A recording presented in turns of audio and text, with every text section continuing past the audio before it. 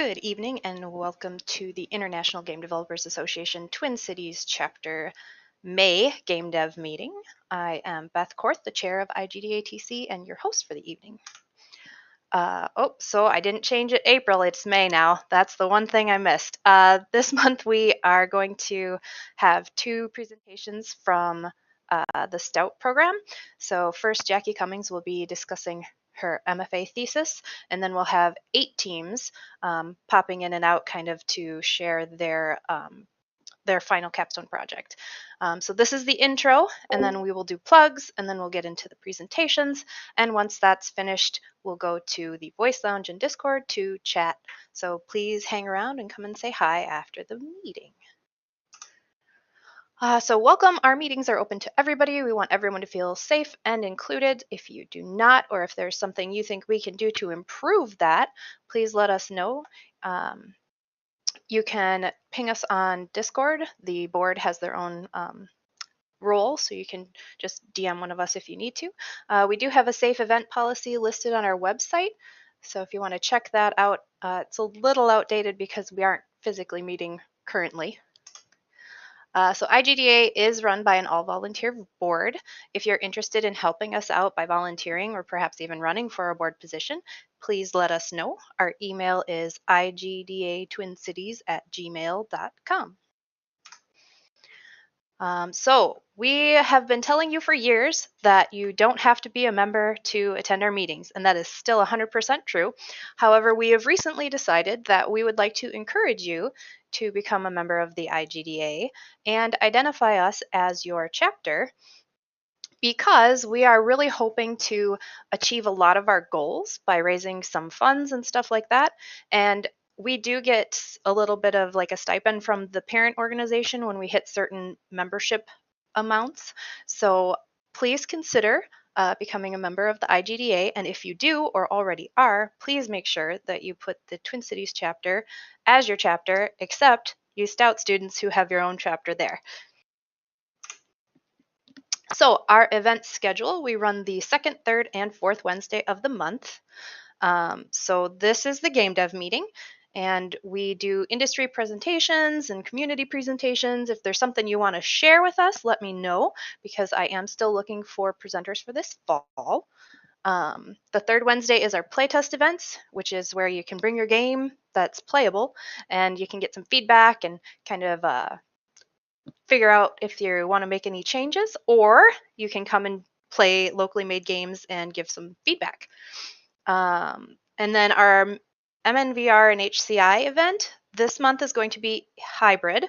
We will have a physical portion at REM 5, but it will still be available in VR, YouTube, and all of that kind of stuff also. So if you're still uncomfortable meeting in person, you can still attend the meeting virtually. Oh, wait, I do have information about what that one is. Hang on. Zach's out of town, so, okay, here we go.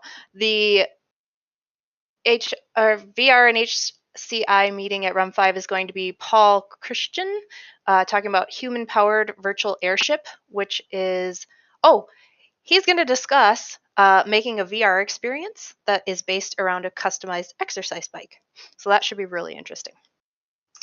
Now we'll get to news, plugs, and announcements. And if Peter's still here, I would love for him to talk about the Minnesota tabletop market. I'm going to give him a second for the stream to catch up.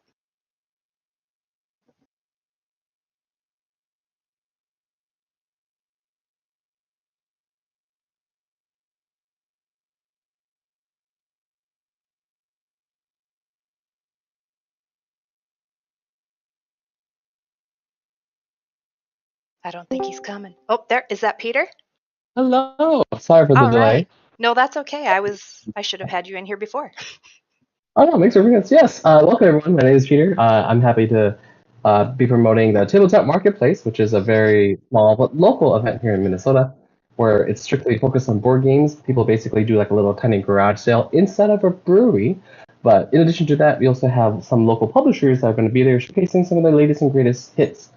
We have people from chip theory games, showcasing things like Too Many Bones and their latest title that's going to be launching Burn Cycle. In addition, we have people, leader games. We're going to have some other people that are going to be there, such as games by James, and even Sovereignty, which is going to be a digital board gaming companion app that's both mobile and desktop, and it works like a freemium style, almost like tabletop simulator marketplace where you can use games for free on a free rotating basis. But enough of those shout outs. I will be there showcasing my first Kickstarter game, so I'm excited to announce that as well. So if you want a sneak preview, now's your chance. With all that said, we're excited to have anyone who wants to come over to that. The link will be, I will post the link in the Discord. But even though it's a Minnesota event, anyone from UW-Stout is welcome to come up. We'll happily have you join us. But that's all I have for my plugin. Thank you very much. Excited for the show. Oh, thanks, Peter. All right, so the next plug, I also don't have to talk a lot. One of the local, I guess it's kind of like a student helping organization. I don't know like what term I want to use there. It's Project Success, and they work with the Minneapolis schools to help kids learn some life skills and get some they have a coding program. So one of the things that they're looking for is they're looking for help with their coding certificate and maybe involving some game development with that. So I do have the video from one of their program managers. And here we go. Hello, my name is James Rohn. I am the program manager for the Institute at Project Success. I'm hoping to talk to you a little bit about some of our certificate programs because we are offering some volunteer and employment opportunities at the moment I'd like to tell you all about. So just gonna start my slideshow here and hopefully you'll be able to see it soon. No? Okay, there it is. So I want to start out by talking a little bit about the background on Project Success. We're a youth development nonprofit. We've worked with Minneapolis public schools for a long time. Overall, we work with grades 6 through 12, although today I'm going to be focusing on grades 9 through 12. We engage students through in-class facilitated curriculum and a whole host of other programs that sort of act as satellites for that work. We inspire and motivate young people to dream about the future, help them to take steps to get there, and we give them the tools they need to achieve their goals. So we do that through a number of different kinds of programming. There's the curriculum that we do in English classrooms with students. We go in once a month and we have conversations with them about what their futures might look like. We bring them to arts experiences, local to global expeditions around the state, country, and world. And then there's the Institute. So the Institute offers certificates in career and life skills right here at our multi-purpose classroom, which is just across the street from the sculpture garden. You can probably even see it out the window there. So at the moment, we offer 4 certificates at the Institute. All of these are free to participants. They're all for grades 9 through 12 in Minneapolis public schools. We have Bike Tech Lab on Mondays, Personal Finance on Tuesdays, Cooking on Wednesdays, and Coding on Thursdays. All of these are from 5:15 until 7:15 in the evening. So the coding certificate is 3 10-week trimesters that takes place throughout the school year.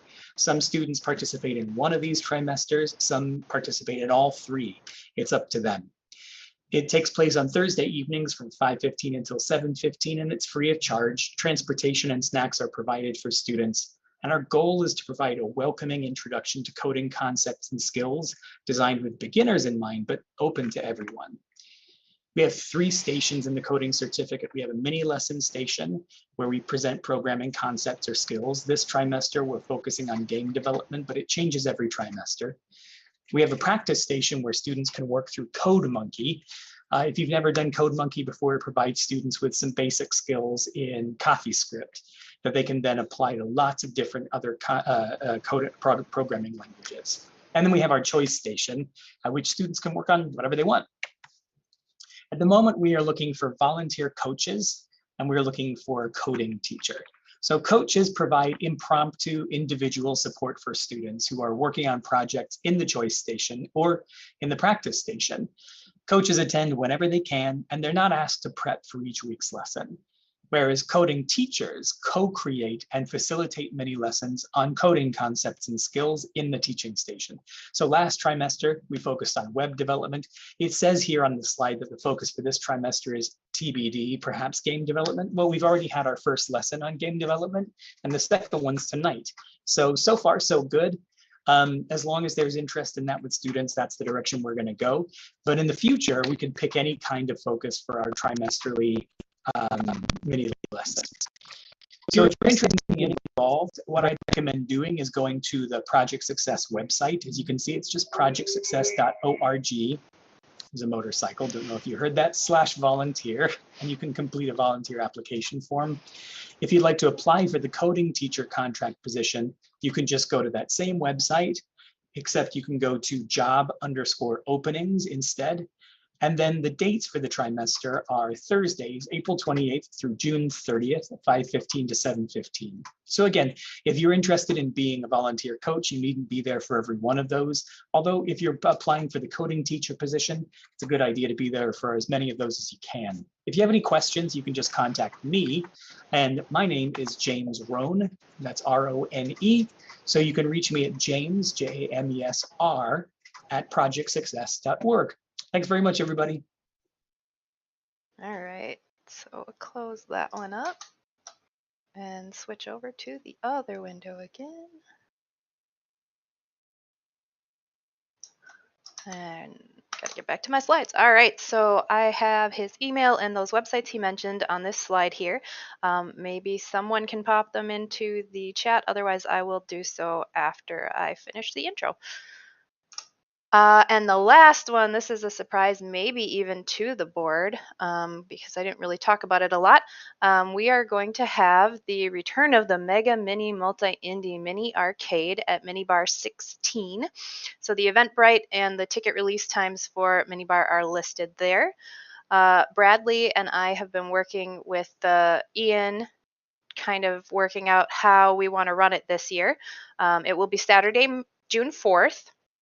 And if you're interested in showing your game or helping out with volunteer by staffing it, I will have some more details coming in the Slack and Discord, but you can also shoot me a DM and we can talk about what I do know. So it kind of depends on how our launcher and everything works, what we'll need from you. It's usually just a regular build, but we'll see what ends up happening. So I'm super excited. We haven't had a Mega Mini Multi-Indie Mini Arcade since 2019, I think it was, pre-pandemic. So this should be really fun. I'm excited to do it. And I will wait again, which I always feel bad doing this, but if you have something that you would like to plug, you can mention it in the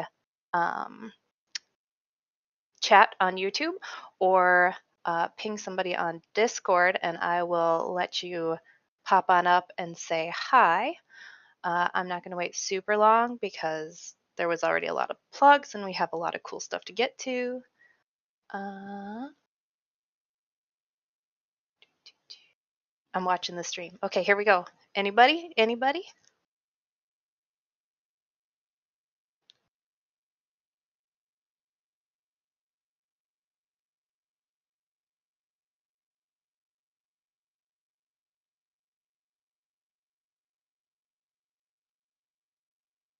All right, I'm going to say we don't have any additional plugs. I didn't have to practice that much to say the Mega Mini Multi-Indie Mini Arcade, Martin, because I have gone the last 2 times, so I have plenty of practice. It's like riding a bike, you never forget. So we will move on now to the presentation of the evening. And I'm going to put up the lovely slide that we had for promoting this event last month while I wait for the presenters to get ready.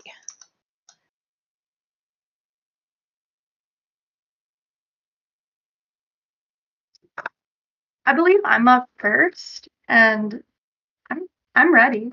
So whenever you say to, I will share my screen because I have a little presentation.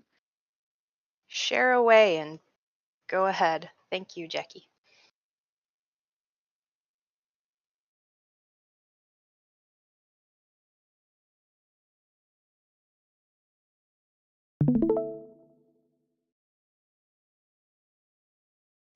Okay, Assuming everybody can see what I got here, I'm Jacquelyn Cummings, and I'm going to be sharing my thesis game, Octopus Pot.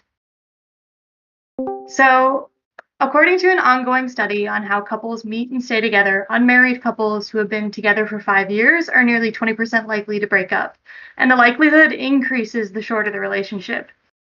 Having been through a major breakup myself during the last year of my undergraduate, this statistic did not surprise me. It was shortly after that breakup that I had the idea that would go on to be this thesis project. The idea simply started as the words breakup simulator, a funny twist on the concept of dating simulators. As such, the project would be a game about falling in love, growing apart, breaking up, and moving on. So everyone has a breakup story, whether that story is personal, romantic, happened to a family member, or it was with a close friend. Breakups cause major disruptions to most people's lives one way or another. Entertainment media about breakups tend not to highlight the inherent loss and the disruptions that come with them, and it's often considered impolite or unprofessional to talk about them. The deeper purpose of the game I made was to make something to encourage empathy for those who either have been in or are going through a breakup, and at the same time be a cathartic experience and have a compassionate message. So here are the objectives I set for the project, all of which I feel I've currently met. I started by researching the genre with a short history of dating sims, as well as a little dive into the concept of empathy in games. I don't really have time to cover that research in this presentation, but I encourage you all to check it out once my thesis is available in Stout's thesis collection. I then did research on people's breakup experiences, play tested a couple drafts of the game, and landed on a final vertical slice, which I exhibited at Stout's Game Expo. So let's talk about it. The survey was done through Qualtrics. Interviews were either conducted in person or over Microsoft Teams. There were 5 interview subjects and 10 survey respondents with usable data. Responses from the interviews and surveys were then laid out on virtual cards in Miro and sorted into 3 categories. The first category was people who had made the break, the second, those who had experienced a breakup that was mutual, and the last was those who had been broken up with. Each different color represents a specific respondent. From there, responses in each category were then further sorted using affinity mapping to group similar responses to get at an idea of emerging themes. Using those affinity mapped responses and my own creative and personal judgment, I created 2 personas. One represented a person who had made the break, the other represented a person who had been broken up with. These personas were used to create the 2 protagonists of the game, Mesa and Shelby. The art for these personas is from a pic crew by user Makauka, which I used to quickly get an idea of what the characters looked like. So Octopus Pot follows a 5-act structure common to dramas. Each act represents a different point in the stages of falling in love, cracks in the relationship, the breakup, the fallout resulting from the breakup, and recovery from the breakup. The opening of each act is a letter being written out, the first of which states that the sender wishes to apologize for what happened between them and the receiver. The pages of this letter work as a framing device for transitions between time skips in the game, as well as a means of setting the tone for each act. Throughout the game, the player switches between the protagonist's perspectives. The perspective switch occurs at the end of each scene. The first 3 acts make up the majority of the game's runtime. During the first act, the player is introduced to 2 protagonists, Shelby and Mesa, as well as the friends they meet in college, Eleanor and Wade. Here they all, left to right. Shelby and Mesa are 2 young women who meet after high school graduation and begin dating through the summer before heading to the same college in the fall. Eleanor is Mesa's freshman year roommate, and Wade is Shelby's best friend. The 4 of them develop into a friend group and are the characters most interacted with in the game. I won't spoil the rest of the story for you here, in case you'd like to play it for yourself. The mechanics are very simple and work like most visual novels, where the player kicks through dialogue options that at points branch out to different outcomes. The first draft of the vertical slice, the alpha version shown on the left, was completed with a playtime of between 45 and 90 minutes, depending on the speed of the player. I know that sounds unusual for a vertical slice, but with a narrative game, it's hard to really slice down bits of what happens to people. So once I completed that alpha version, I sought out playtesters. And due to the length of playtime and the limitations of just being a one-person development team, playtesters were just sent an executable file as well as a playtesting journal with questions to fill out both while playing the game and after completion. Some of the journal is here on the right. I was able to do 2 rounds of playtesting before exhibiting at Stout's Game Expo. Here are playtester journal responses put into affinity maps. Lighter tone colors represent the first round of playtesters who played the alpha version, and the darker tone colors represent those that played the beta version. All the blue ones are typos. So the visual style of Octopus Pot is influenced by the Japanese visual novel origins of the genre, as well as American romance comics of the 1950s and 60s. The look of the characters is reflected in this blend of illustrative styles. The slightly exaggerated and stylized facial features of the characters allow for clear and simple visual communication of emotions. The romance comics influence is apparent in the use of the dot grid patterns used to color the characters. These grids are similar to the patterns of printed romance comics that were colored using acetate films or other methods similar. The intention of coloring the characters in this way was to evoke feelings of nostalgia, a sentimental mood appropriate for a narrative about a good relationship evolving past its time. Backgrounds are colored in a way that's different from the characters, having only 2 to 3 colors with shading communicated through density of tones of different values of color. The resulting effect appears similar to halftone printing processes, exampled by the photo on the left. This is intended to evoke the same nostalgic feeling as the way the characters are colored, but in a way that will allow the characters to stand out from the background. The feedback that I've gotten so far suggests that people who played through much of the game enjoyed it and got the intended experience. At Stout's Game Expo, I was very glad to see people play the game, have some laughs, and tell me that the story resonated with them. My favorite thing about showing at the expo was how many people played the game together by sitting next to each other and like looking over each other's shoulders and debating about what choices they were going to make or what happened in the game and how it related to things that were happening in their own life. That was really, really gratifying. There have also been a few people who have started following the project on itch.io, and I just love this comment because it's very representative of how people reacted. I'm quite excited for more people to play the game on itch.io to get an even better idea of how it's received, and I encourage you all to seek it out on itch. There are changes I would make in future iterations of the game or a full version of the game. I don't have time to get through those, but I'm welcome to answer questions if we have time. I would like to close by offering what this project offers to the field of entertainment design as a whole. Octopus Pot shows the potential of using qualitative data to inform narratives with the lived experiences and emotions of individuals. With larger studies, future projects could benefit even more from this practice. The phrase, write what you know, is typically understood to offer the advice that before writing about something, one must understand what they're writing about. Using information from the design methodology provided by this project, creators have another way of knowing. And with that, I will stop sharing.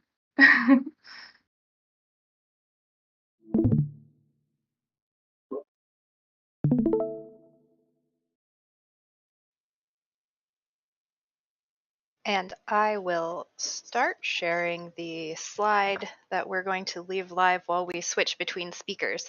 So I'm going to hand it over to Professor Berrier and let him take it away. All right.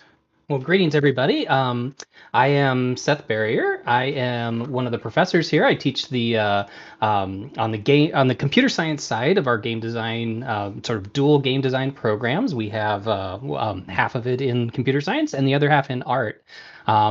And so I wanted to let Jackie start that out because Jackie sort of represents the pinnacle of our game design program here. She is in the MFA in design program at Stout, and decided to focus on game design as her trade, and just successfully defended this thesis. Congratulations, Jackie. We're so happy for you to go out and start spreading this knowledge into the world. And we've had several successful students come through and work in that program, specifically in game design design, but it is a general program where you can pick your concentration and design the degree that you're working towards based on the field of design that you are most interested in. So in the undergrad setting, we are always trying to teach our classes together with both computer scientists, the programmers, and the artists side by side. What we're going to see here today is the very last experience that our students have before they graduate from undergrad. So we have brought together teams of size varies a little bit, but the size teams range in size from 6 up to 12, I think, are the largest ones. The team of 6 had all programmers and also consulted with artists in the same classroom, but it was mostly that core programmer team. Others had 50-50 programmers and artists. Some had more programmers than artists, and it was all meant to serve the games that were pitched in order to make sure that they had the skills that they need to really put together the best situation there. So all we'd like to show you today. The end results of that. We're going to invite each of the teams to come on over into here and present to you. We're going to start by showing you the trailer for each game, and then we're going to talk with a couple people from the team and ask them questions about exactly what the experience has been like. So if we can just get them all to roll on over into here, we might have to wait for the stream to catch up. In the meanwhile, the first team that is going to be up for presenting is Team Newt, and I am going to share my screen and show you their trailer. Make sure I get the right one here.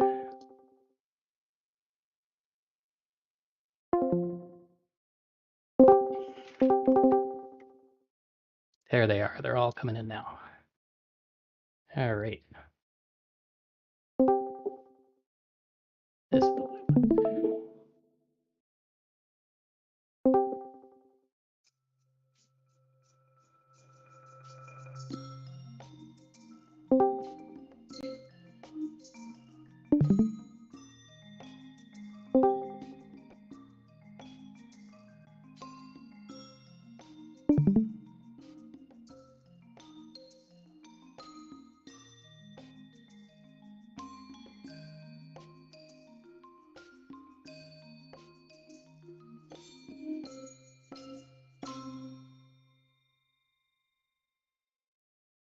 What's going on, gamers? Great.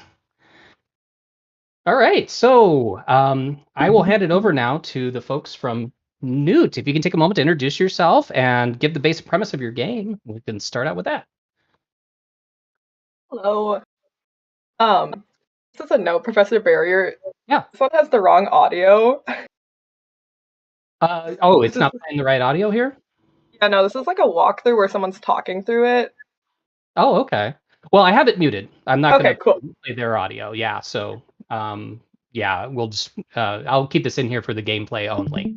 Okay, and so sounds right good. now we're just wanting you guys to kind of talk about your game. Okay, sounds good. Okay, so I'm Callie, and I'm here with Bryce, and we're 2 of the team members from Newt. Yep. So Newt is a 3D puzzle adventure game where you play as 2 characters. One is a young girl named Elena, who you see here, and the other is Newt, who is a little salamander. Newt has a special ability to transform his body into the shape of nearby objects, and you use this to solve puzzles and navigate this underground village and solve the mystery of this ancient civilization. All right. And then I wasn't sure if Beth or someone else from the board wanted to ask questions. That's often how we've done it in the past, but I can also field some questions too if no one else is wanting to sort of host here. That's entirely up to you if you want to do it. I can monitor the chat and pop in if there's questions. Sure. If Why that's don't we cool with do you. that? Okay. Well, I always want to start out with the idea. Can you talk a little bit about what drove you towards this particular game? So maybe I'll preface it a little bit by saying that we go through a process where all of the students are pitching different games, and every student's required to sort of create a pitch, and then we select just a few of them to become more polished pitches, and then ultimately you guys select the game you're most interested in. What sort of led you to want to make this particular game? So I pitched this game, and I don't know. I wanted to make a puzzle game just because I love puzzle games, and I was trying to think of something more unique. So then I thought of like playing with two separate characters and switching between them to solve puzzles. Yeah. And yeah, Bryce wants to say something about this too. As someone who joined the team and was not the pitch creator, the reason I was intrigued by this game was mainly because of our main character, Newt. As said by the title of the game, he was pretty much an icon of our game. We all loved his cute features and stuff, and decided we wanted to have this kind of adorable character in our game. Oh, excellent.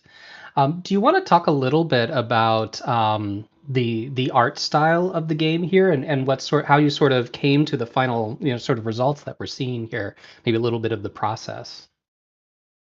Yeah, so we wanted to go for like a little poly looking style. First of all, because we don't have a ton of artists, and we thought it would be a little bit easier than trying to do like more realistic or high poly models. And so we went with this kind of low poly, polygonal, boxy kind of look with a lot of things. And then like our material usage reflected that same look. So you can see right here on the platform that Newt's on, it has this like polygonal looking texture on it. That's just a roughness map, and we use that on a lot of the items in here. So you can see on the floor to the left, you can see like that same texture. It's just a little bit larger. And then we also have some of our more important models have custom textures that follow that same kind of polygonal look. So we just wanted to like emphasize the different faces of the objects that we modeled and keep that same look throughout the whole game. All right, excellent. Do you want to talk a little bit about, you mentioned how you're a fan of puzzle games. How did you approach creating the puzzles for this? We kind of struggled with creating puzzles. We didn't realize how difficult that was going to be. But we did create a sort of design matrix with all of our mechanics that we had and how these mechanics can be used in different ways, or how we could combine different mechanics. And so we went based on that from the beginning. And then so there's two separate areas. There's a cave area and a ruins area, which is the second level. And we thought of different items that would be found in either area and how these could be used in different puzzles. Yeah, it was pretty difficult to think of different ideas, honestly. Oh, excellent. We had one question. How big was your team? Can you describe the makeup of the team and total sizes? Yeah, so we had 6 artists. One of them was only a part-time artist because she also worked on another game. And then we had 6 programmers, and we had 1 sound designer from Berklee School of Music. Ah, yes. We should mention that's a good excuse to talk about the partnership that we do with the Berklee School of Music. So every year we talk to their sort of senior capstone experience and have them pair up with our teams and provide sound and music for all of our senior games, because that is a degree that we don't necessarily teach, though we're working on it at Stout. And so they bring their expertise, people that are going to be going out into film scoring and game scoring and sound production, and bring their talents to our games as well. It's always been a really wonderful collaboration to have. And how did you feel about the sound once you were getting that from the Berklee team?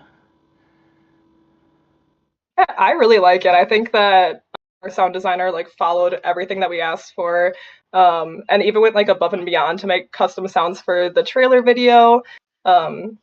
He like composed separate music for everything. I mean, I thought it was perfect, honestly, and he was really easy to work with too. Wonderful. So I always like to get into what did you think was one of the most difficult things that you had to overcome when you were making this game? I would say trying to get the Newt iconic transformation mechanic. We encountered a lot of troubles with how the physics would work out with it, and caused many of our puzzles to change halfway through or partway through development, which is a tough thing to handle with. Okay. Was there anything that stood out to you, Callie? Yeah, I think so a lot of our artists had previously worked in Unreal, but I don't think like many of the programmers had worked with only blueprints before, and we wanted to use only blueprints in Unreal. So that was like a big learning curve for the group. And also just like working in this big of a group is challenging if you've never done that before, which I don't think any of us have worked even remotely close to this big of a group before. Absolutely. And I'm glad you brought up Unreal. I don't think we mentioned that this is the one game this year that did choose Unreal as their platform. Can you talk about what led to that choice? Yeah, so all the artists wanted to use Unreal just because it's really artist friendly, especially like working in the blueprints. I think our other option was to work in Unity, and I think it would have been much harder to have the artists, contribute scripting wise or yeah, that's about it. But it was easy in Unreal for some of the artists to jump in and like do some blueprinting with like the UI or like the text prompts. So that was really helpful, and also it was it's just we like to use like the particle effects and the lighting, and I don't know, we all had a preference for all the artists had a preference for Unreal in our group, so we had to convince the programmers.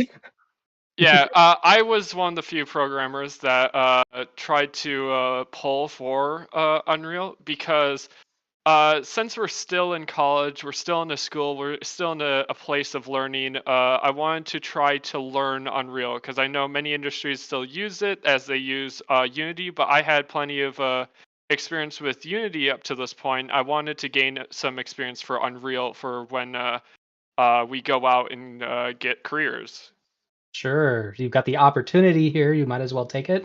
We Mhm. always want to encourage that. How did the programmers take to that? I know that Unreal is always a little more of a struggle for, at least for our curriculum on the programming side. Did you guys find you had to really bone up on your blueprint chops before you were feeling comfortable in there?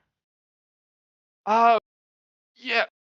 It's essentially, it was basically the same sense of trying to learn a new coding language. Like, we understood how to set up structures and how to like program this, but we didn't know the names of things. We didn't know how to do things. Like, for example, Unity makes it very clear that they have scripts which are just code that you can drag and drop onto many different objects, and if you program it right, it'll just work for all of them.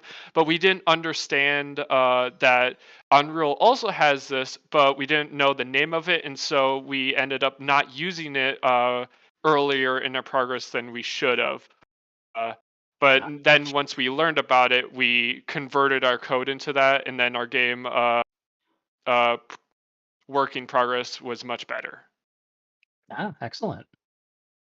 Here is a couple comments coming from the chat. First of all, we had a comment. You guys had a great PR campaign. I don't know if you've got a ringer in the chat there, but yeah. I definitely think you guys did a great job of keeping your Twitter going and keeping some interest on the game. And we had the PR for all of these games really step up this year, I think, compared to what we've had in prior years. So here's another one. How did the people on your team budget their time for working on the game? For example, how many hours per day were spent actively working on the game on average? Might be a tough one to answer, but if you can Yeah, estimate it.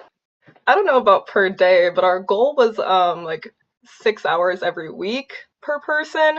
I don't know if that was always met, but we did have sprints that were 2 weeks long, where we had like a goal specifically to complete in that 2 weeks. So I think people were spending between like 10 and 20 hours at least a sprint. Some people spent more, just depending like how much extra time they had to put into the game or however much stuff they had to work on that sprint. Okay, great. Would that apply to both artists and programmers equally? Yeah. Yeah. All right. Well, anything else you'd like to talk about the game? Any takeaways that you have that, we always hope that some of our younger students are watching this. Any advice for, freshmen and juniors and sophomores that are coming through the pipe here on as they come into their own senior experience? Put you on the spot here. I would say don't be afraid to do something new for the sake of learning something new, because it'll always help in the future. I like that. I second that. Great. And also, if you're pitching a game, pitch something that you're passionate about. If you have any choice when you're, being put on teams, do the thing that you're passionate about again, because you'll feel more motivated to do it, and you'll be happier doing it. Perfect. Yeah. One of the things I've always tried to do whenever I'm in charge of a senior capstone experience is make sure that I'm getting people on games they actually want to make. If you're stuck on a team working on something, I mean, it's part of life sometimes. I can't guarantee when you're out in the real world that you won't be stuck on a project you're not that fond of. But hopefully, while you're still in college and going through that classroom experience, you're able to play to your passions. I'd much rather enable that when I can. Well, thank you guys very much for your time here. I encourage everybody to check this out. We will try and post up links to all of these games. You can find them all over on itch. A few of them are on Steam as well, though I'm not sure all of the Steam pages have been launched yet. But we will get links up in the chat, both in Discord and hopefully over in the YouTube for people to go try these games out. The builds are out there and available, and we'd love for you to play them, Newt included. So. Thank you both. Yep. Thank you you for having us. All right. Next up in the list, then, we have ReActive. I'm going to go ahead and step forward here and play ReActive's trailer while we get ready to have them come on in.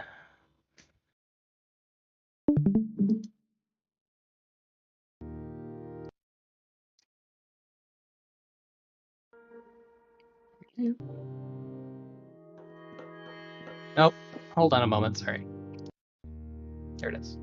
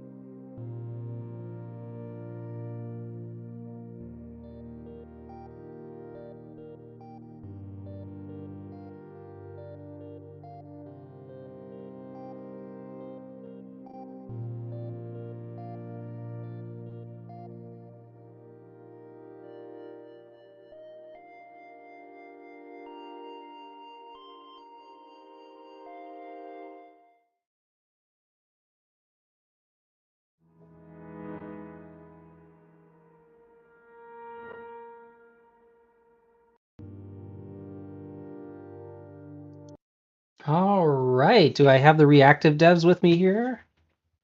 Yep. All right. Why don't you go ahead and introduce yourselves? Hi, my name is Ben, and this is also Henry, and this is ReActive. It's a 3D platformer where you play as a robot named Bitbot, and your goal is to go around to different levels and try to find a way to restore your factory.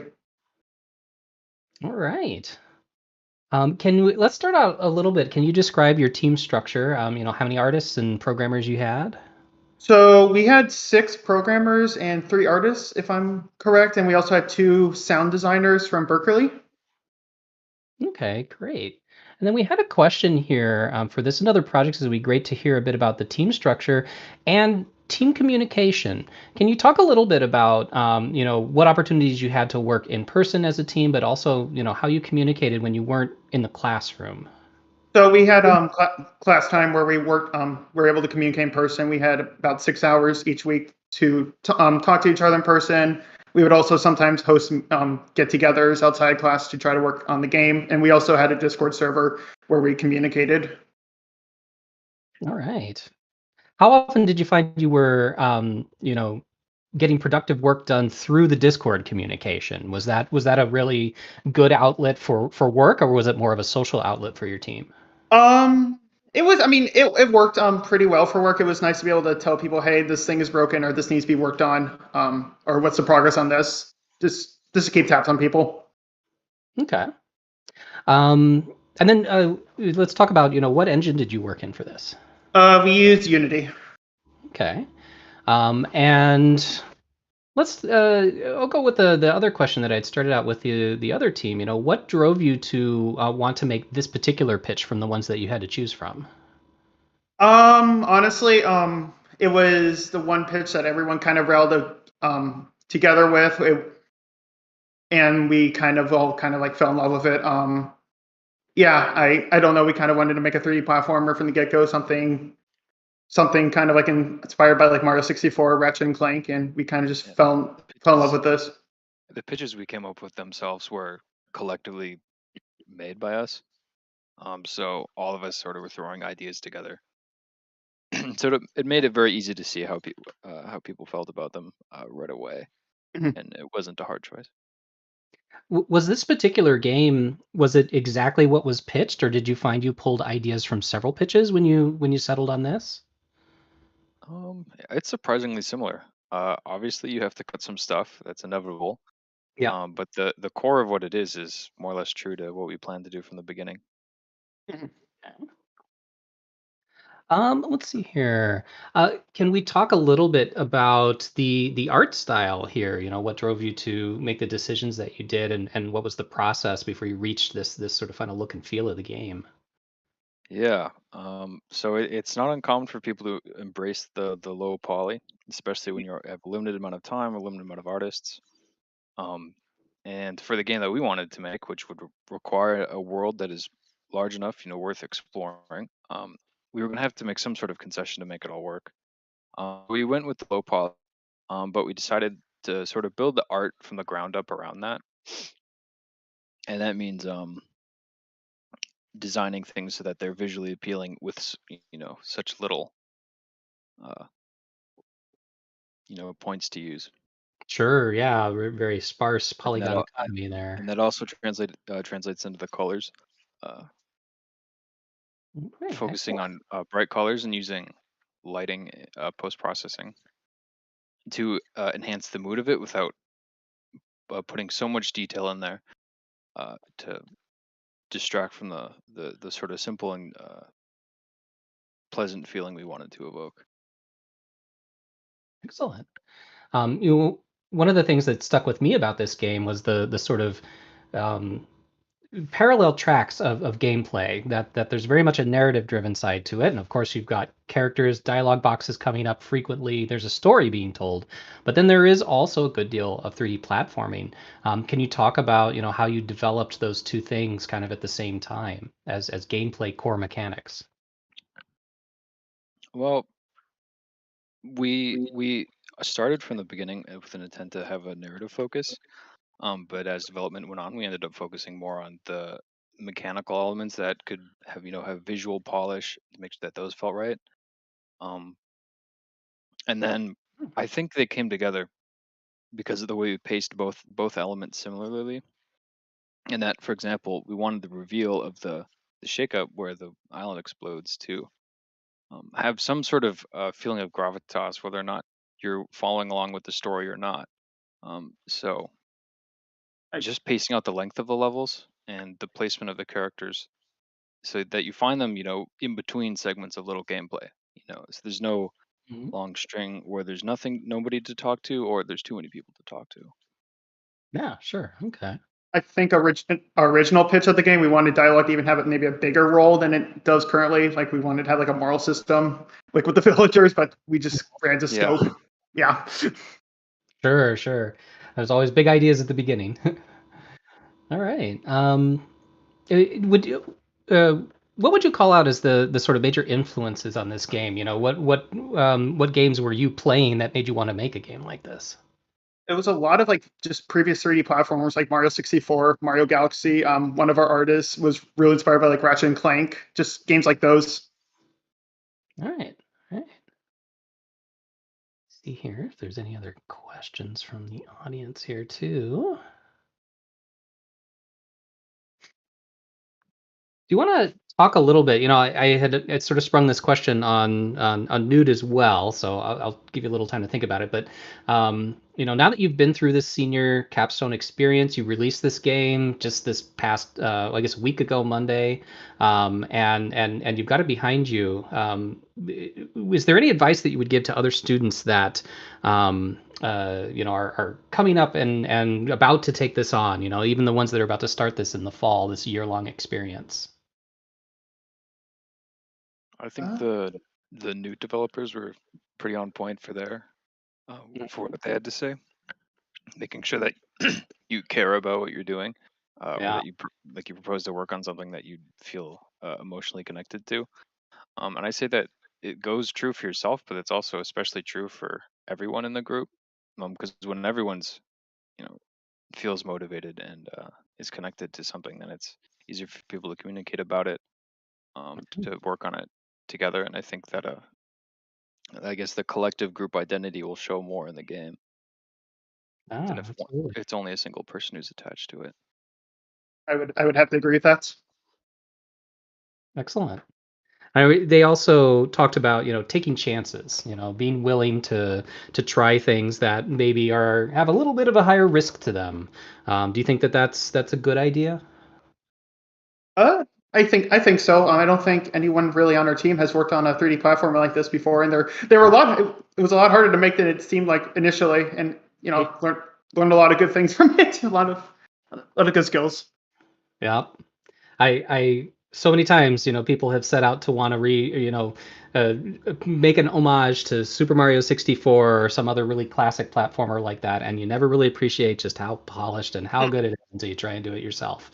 And then I'm not surprised to hear that experience. Well, excellent. Let's see. We've got a few comments coming in from the YouTube here. Let's see. Here we go. Did someone on the team specialize on the narrative and dialogue, or was it a collective thing? And was the narrative done all ahead of time, or did it evolve? There was a programmer who specialized like just making the dialogue system initially, and I believe he and I think a couple of the other artists started writing out the dialogue. I know it definitely did evolve over time. Kind of it was a mix of John, me, and Nick who wrote the dialogue. Okay, and as far as the narrative concept, it was mostly the same throughout. What changed were the little details of what are the actual characters that you find, or what are they going to say.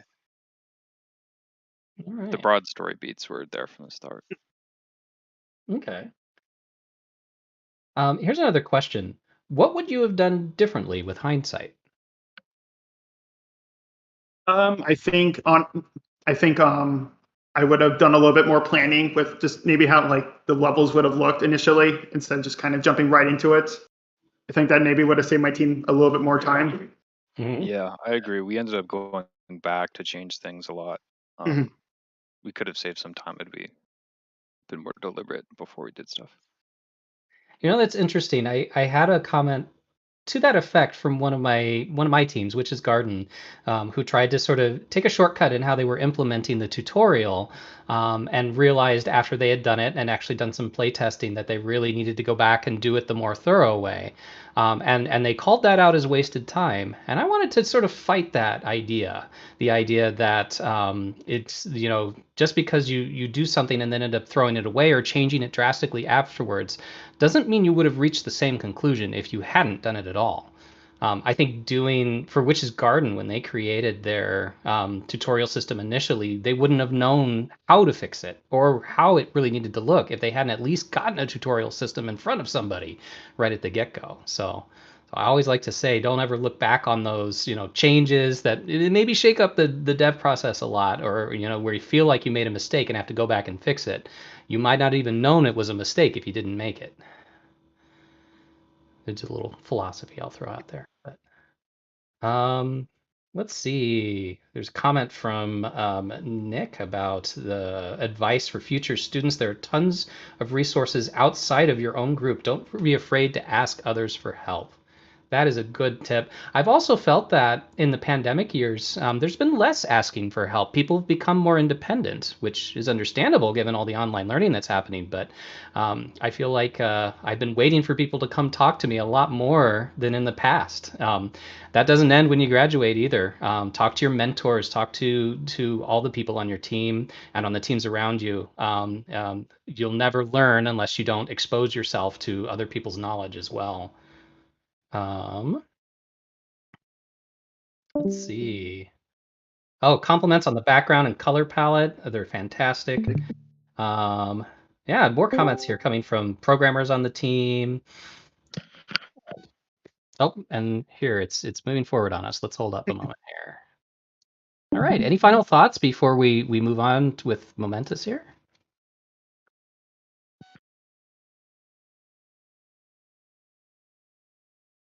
And hearing none, well, thank you very much for sharing with us ReActive. Be sure to check that out. Great story to engage with. Let's go ahead then. We will move forward to Momentus as our next game here. Let me go ahead and get this trailer up and going.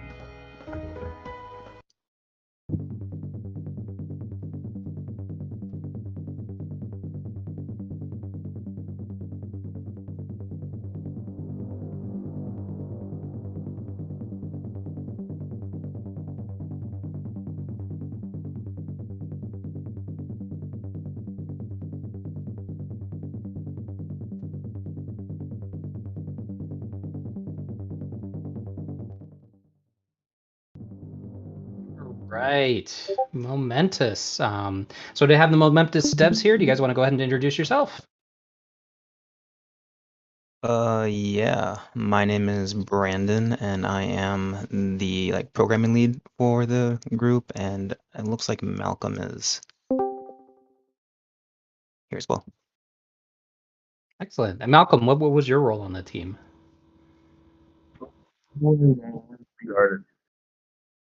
Can you say that again? It came through a little muffled. I said I was one of the lead artists on the team. Oh, perfect. Hearing you a little better now. Good. All right. Well, why don't you talk about your game? Give us the sort of short pitch here. Sure, yeah. You are a robot from Earth, and so Veraxis is this planet you see right here, and it is on its way to eat all the other planets that's in its path, and you are Earth's last defense to head over and stop it. So it's all about a first-person hack and slash that is about quick movement, constant flowing through enemies, and keeping yourself alive. Awesome. Excellent. Can you talk about what the makeup was of your team, artists and programmers? Yeah, we had 6 programmers and 6 artists on our team. Okay. And how did you guys communicate? You had the class time, but what were you doing to stay in touch between class? We used Microsoft Teams, Discord, texting each other, stuff like that to keep up in the loops. Every day started off with a quick little stand-up to kind of say what your plan was for that day, what you did previously, if you need assistance, to kind of keep everyone on the same page going forward. So, yeah, it's kind of how we did it all. Excellent. We're getting lots of comments here, compliments on the art style, and someone says, beautiful. So we're getting a lot of love for your game here. Let's see. Can you talk about what you felt like your time commitment was? So roughly how many hours you were putting in per week, both for yourself, but in general for the team? For me personally, it would depend. Some like it kind of more on the inspiration at that moment, like where I was needed and what I was doing. So when I was doing like a lot of the tutorial work, I was probably like putting 4 to 5 hours a day on it. But at other times, I would do like 4 to 5 hours in a week. So it all kind of came down to what I was specifically doing and how needed I was by the team. Okay, sure. And Malcolm, how about you? For me, yeah, I would say it also just depends on what I was doing. Plus, like, we're doing this while we also have other classes, and so like to give an average, like I'd say my average hours are like very low, but obviously there are days where like I would be working on something for up to 6 hours, if not more. Ah, okay. And of course, you're balancing all of this with a full, course load. So yeah, I think it's always worth remembering that. So yeah, can you talk a little bit about how this was the game you picked? From all the pitches that were available, what drove you towards, Momentus? Um, it it was new for me personally.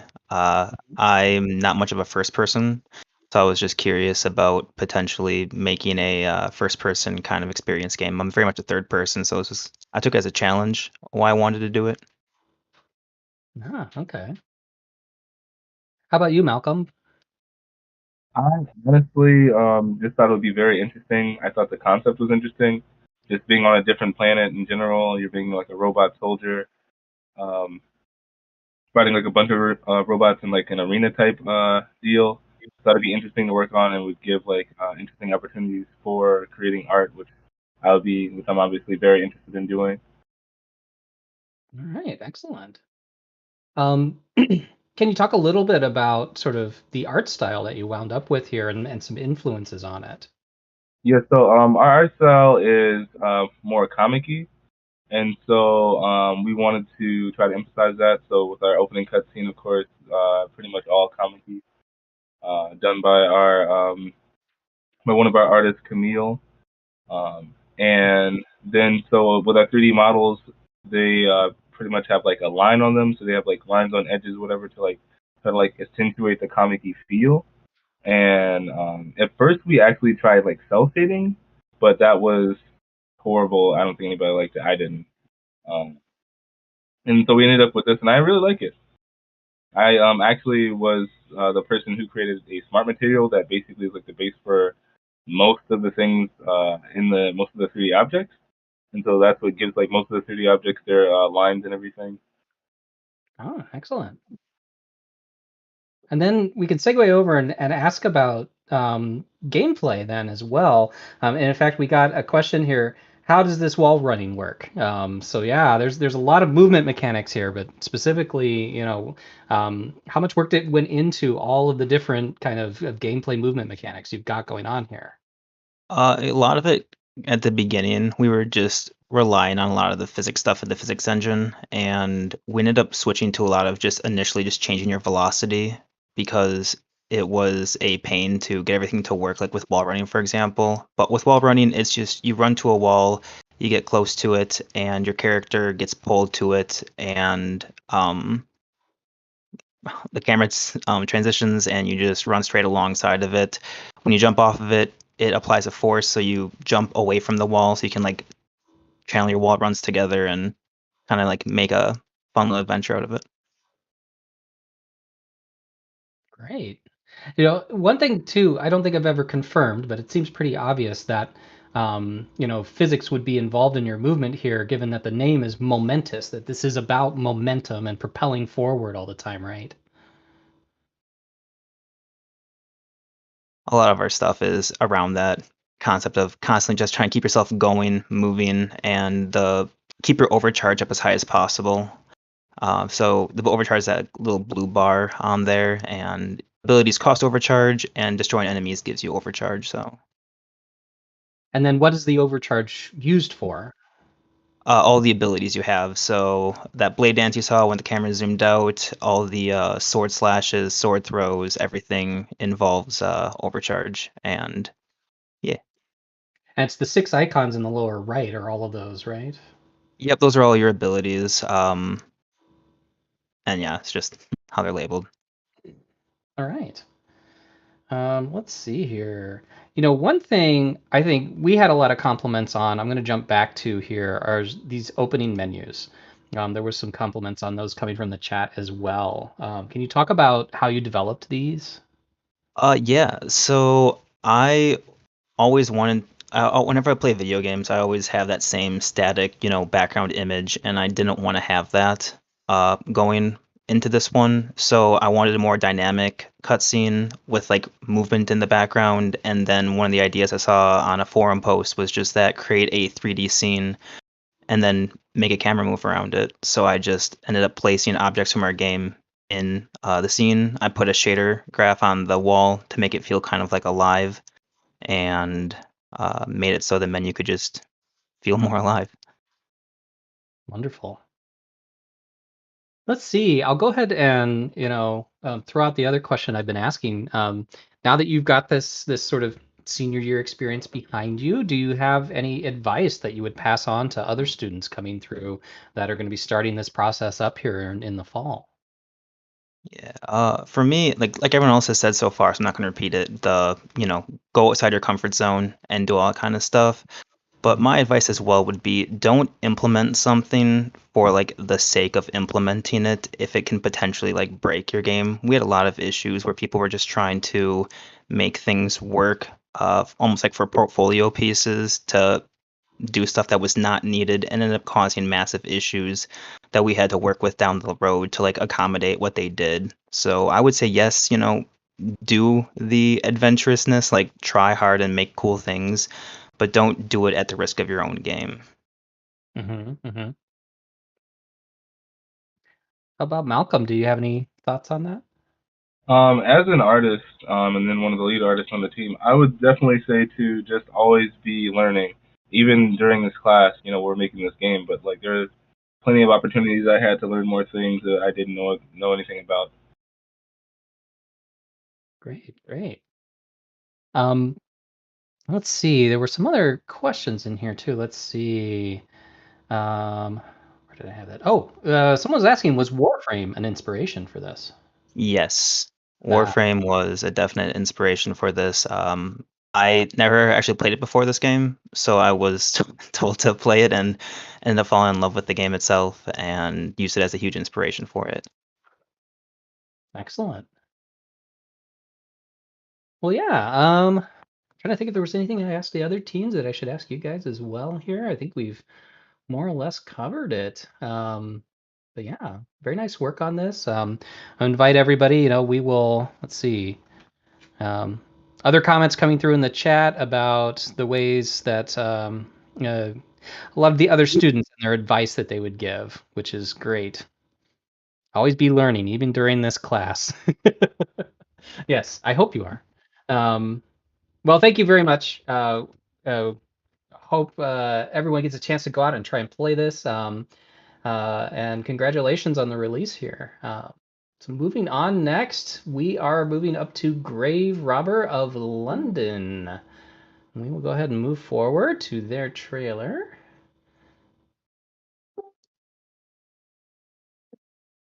It's all set and ready to go.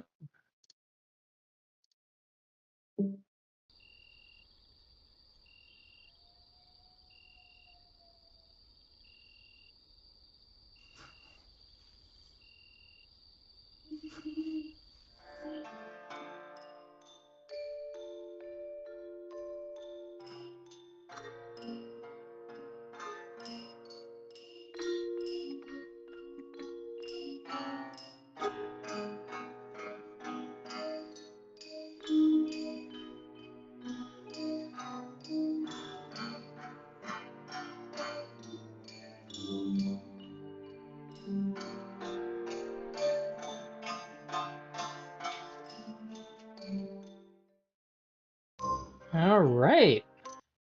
So, Grave Robber of London by Bodies Inc. If the devs are here, go ahead. Let's introduce yourselves. Yeah, so Grave Robbers of London is a grave robber simulation / profession game where you play as a pre-Victorian resurrectionist where you go to graveyards to break into graves, to acquire bodies, and to sell them to medical institutions. And it's quote unquote based on real life. Yeah, before we get into that, give us your names and your roles on the team. Oh, yes. My name is Aaron Tweeden, and I was the producer for Grave Robbers at Large. And Misha? I'm Misha. Yeah, I'm Misha Castillo-Canero, and I was one of the art leads. All right, great. And we should mention here, you guys went through a sort of whole train of game names here before we settled on Grave Robber of London.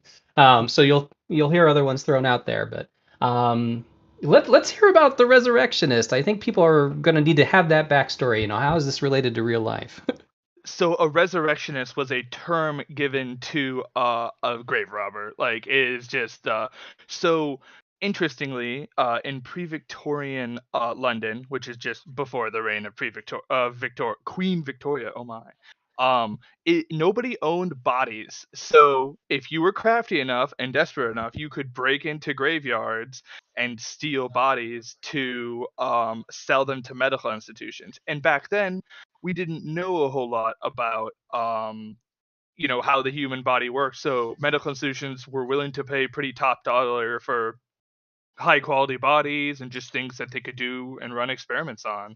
So it kind of fueled this like arms race where richer families would put their their loved ones in nicer graveyards and hire guards and put traps. Like there were like legitimate mortar shells placed in the coffins, and there were trench guns placed on top of the coffins where if you disturbed wires, you would pull on the wire and the trench gun would turn to you and shoot you, either making a lot of noise or actually injuring you. And so we kind of really leaned into that aspect. Like the coffin cage was also a real thing. So back then we thought zombies were a thing. So, cages were placed over graves in some locations to prevent the undead from rising and bothering the living. All right. Excellent. Do you want to talk about how you guys settled on this particular pitch? Given all the other ones that were up for grabs. So yeah, we went through. We had quite a different pitch. It came down to this game and a 3D like monster escape room game thing. And this game won probably because it was much more in scope. And it's a pretty solid idea. The original pitcher is no longer with us. He ran off to Sweden. As well as that person is also our original art lead. So we kind of had, I don't want to say we definitely wandered a little bit in the second semester with the changes in art lead, and if we had any disputes, instead of just looking at the game, you created the pitch, what would you do, we kind of had to figure things out amongst ourselves. So the birds were pushed from the nest here, I guess. Additionally, that person was much more concerned about being realistic with everything, and the rest of us were not. So that's not a bad thing. It's just reality. Well, sure. Yeah, I definitely went with this pitch because it was very different stylistically, and I found that really interesting with the 2D, 3D kind of aspect. Misha, do you want to talk about how we ended up doing that? If we want to put you on the spot. So, yeah, sure thing. Most or all people and moving creatures are 2D, while all buildings and assets are 3D. As you see, the bushes were 3D as well as all these buildings as well. Just given the same kind of stylistic lines as the characters and such. So yeah, was that part of the pitch from the beginning that it would be 2D and 3D? Yes, it was. It was to accommodate it was to scope down our project a little bit. Maybe not necessarily that it needed it, but it was nice not having to deal with animations. We just it's pixel art. All of our artists have done that already and are quite good at it. So we kind of just just went in with that kind of Paper Mario feel. I would say Paper Mario, Darkest Dungeon are some inspirations for this game. All right, excellent. We're getting a lot of comments here. So it's interesting. We can talk a little bit about, so the original person that pitched this was here on a sort of an exchange program where we've sent some of our students to Sweden and they send some of their students here. And so they participated in the first semester of this, but the game lasts, the process of making it lasts the full year, and they had to return back to Sweden. So yeah, I think this has, it presented challenges for you as a team, but it also presented opportunities because this pitch would have never come to us if they hadn't been here. And this was such a unique perspective. I remember when we were hearing this as professors thinking, what a cool idea that I have never heard of before. Yeah, that was definitely all Nord, and I was also very surprised to hear that he already had a degree. So this is a very professional pitch, I guess I would call it. Okay, yeah. Yeah, Were you and gonna say we have something? students from Stout that are in Sweden as well. Sorry, I'm watching the chat go by here too. So, well, yes. Someone says art style reminds me of Don't Starve. I'd agree with that. There's a lot of that I imagine was an influence here. Yeah, that was another inspiration we had. That definitely for the music. You heard it in the trailer a bit. It was very like John T and whimsical, which is what I found important. As I specifically linked tracks from Don't Starve to inspire our Berkeley music people. Yeah, excellent. Yeah, I think that paid off. Reminds me. Go ahead. Oh, I was gonna say, like, I think that paid off. We did have some relative difficulties with getting sound introduced. We actually found ourselves in a position where we had effectively tied our hands for sound without realizing it until it was too late, and then kind of got left with whatever they could do. Well, they made it work in the end, or you guys made it work in the end for sure. Right. You have like a 10% chance of hearing the digging noise if you actually play the game. Which is unfortunate, being like 40% of our game is digging, but well, that's for version 2.0. So I want to go back here real quick. One of my favorite parts of this game that always gets a chuckle, if I can find it here again, is when you bring up the body bag. Here, I think it was right around here. Or I think they pull this one out and then up it comes. So what the heck is this? So it is so this game is supposed to be, let's call it tactical. So fresh bodies sell for way more than skeletons. So it's basically like a fancy, it's just a basic equation where the fresher the body is, the more money you get for it. So we actually wanted to facilitate and show the player, hey, what's in your bag? Because you just see a skeleton there, you don't know how fresh it is. I don't tell the game doesn't let you know anything about that body, but in this screen we tell you the information about the body. And I'm not sure if I do that here, but you can actually select them and just pitch them out of your bag. I might do that here. I'm not actually sure. I think they do. Let's see. I think they do. Maybe pitch one of them. Yeah, there, discarded that one. Because we do want to encourage. There's a lot of like environmental. I don't want to say storytelling, but directing. Like, do you see that end grave? That's a nicer grave. That's a mid-tier grave, as opposed to the graves I walked by. Those were all low-tier graves, and those like modulate like how likely you are to get a good body. Like, that's also a low-tier grave. It just kind of looks simpler, and then the high-tier ones look very complex. It doesn't preclude you from getting that are in front of them. Yeah. Yeah. Yeah. Sorry, I should have included that.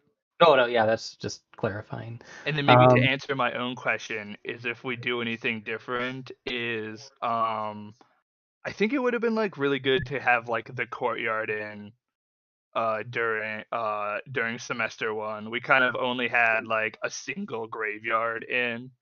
Because our game is also procedurally generated. So if you walk into this level, the graves will be in different spots. There could be different, there could be trees, there could be bushes.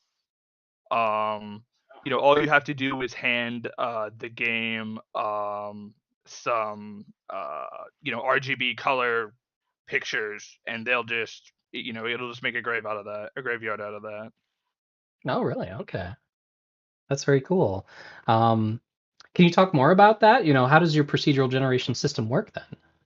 So it works on tiles. So each of these things is a tile, and I did not write the code for the procedure generation, but the person who did it, Renell, is very smart, and he kind of, the graveyard goes in, or the program goes in tile by tile, checks the tile map to see if it's supposed to be a pathway or a wall, and then kind of spawns things around that. And then it also uses spawning logic to spawn the graves in patches. It's not exactly like a real graveyard, but we really wanted characters to like move around the graveyard, because if you looked at a real Victorian grave, graveyards are all full of graves, and they don't, you could just park yourself right next to the door and just keep digging. So we really wanted to push players into it. Some of the other depth that you guys have here, I think, is worth calling out. This was an example here that you have sort of an achievement or quest system going on here as well, right? Mm-hmm. Yeah, so we wanted to, this kind of didn't pan out as much as I would have liked, but this was supposed to be like the institutions reaching out to the player and being like, hey, I need 10 skeletons, or like, I want you to be more competent, so show me proof that you solved 5 traps, and just kind of like reward the player for playing the game. It's very design-esque of like a profession simulator game, just to reward the player for playing the game. Sure. All right. Let's see here. Before I forget, can you talk about the composition of your team overall? Oh, right. So we started this game with five artists and 6 programmers, and then went down to 4 artists and 6 programmers. Okay. And then the programmers kind of divided themselves and really kind of took ownership of the code. Like, personally, if you ever when you touch a grave, you're almost dealing exclusively with my code. Renell kind of dealt a lot with the grave generation and the population of things. Joe did all of the quest implementation and stuff like that. Damien did all of the little puzzles, which Unity doesn't like. Yeah. Let's see here. We got a question here. Can you talk about that guy that tries to catch you, the guards? Did you use the basic nav mesh agent, or did you have something else going on there? We have to. The nav meshes are weird, and Unity's like in the middle of switching to a new nav mesh agent or whatever. But I believe we generate the nav meshes at runtime, or they're pre-generated because we know what the level layout will be, more or less, and then we can make all the assets read write to allow them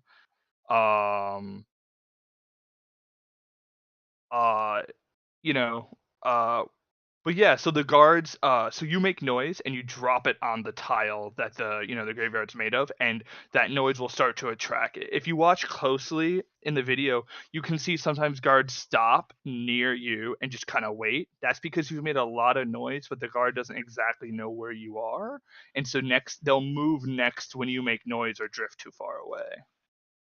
But yeah, they're pretty oppressive at higher levels, but on the lower and easier graveyards, they are much friendlier. And additionally, we have an alert system kind of built into the to that raven in the bottom left that will start to like grow brighter and brighter, and guards start getting some pretty powerful buffs to come hunt you down as you make more noise and attract their attention.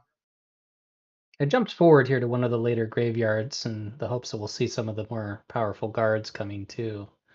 But yeah, so I guess the other aspect of that are the bushes, right? You've probably been seeing it happening, but the bushes are a place to hide.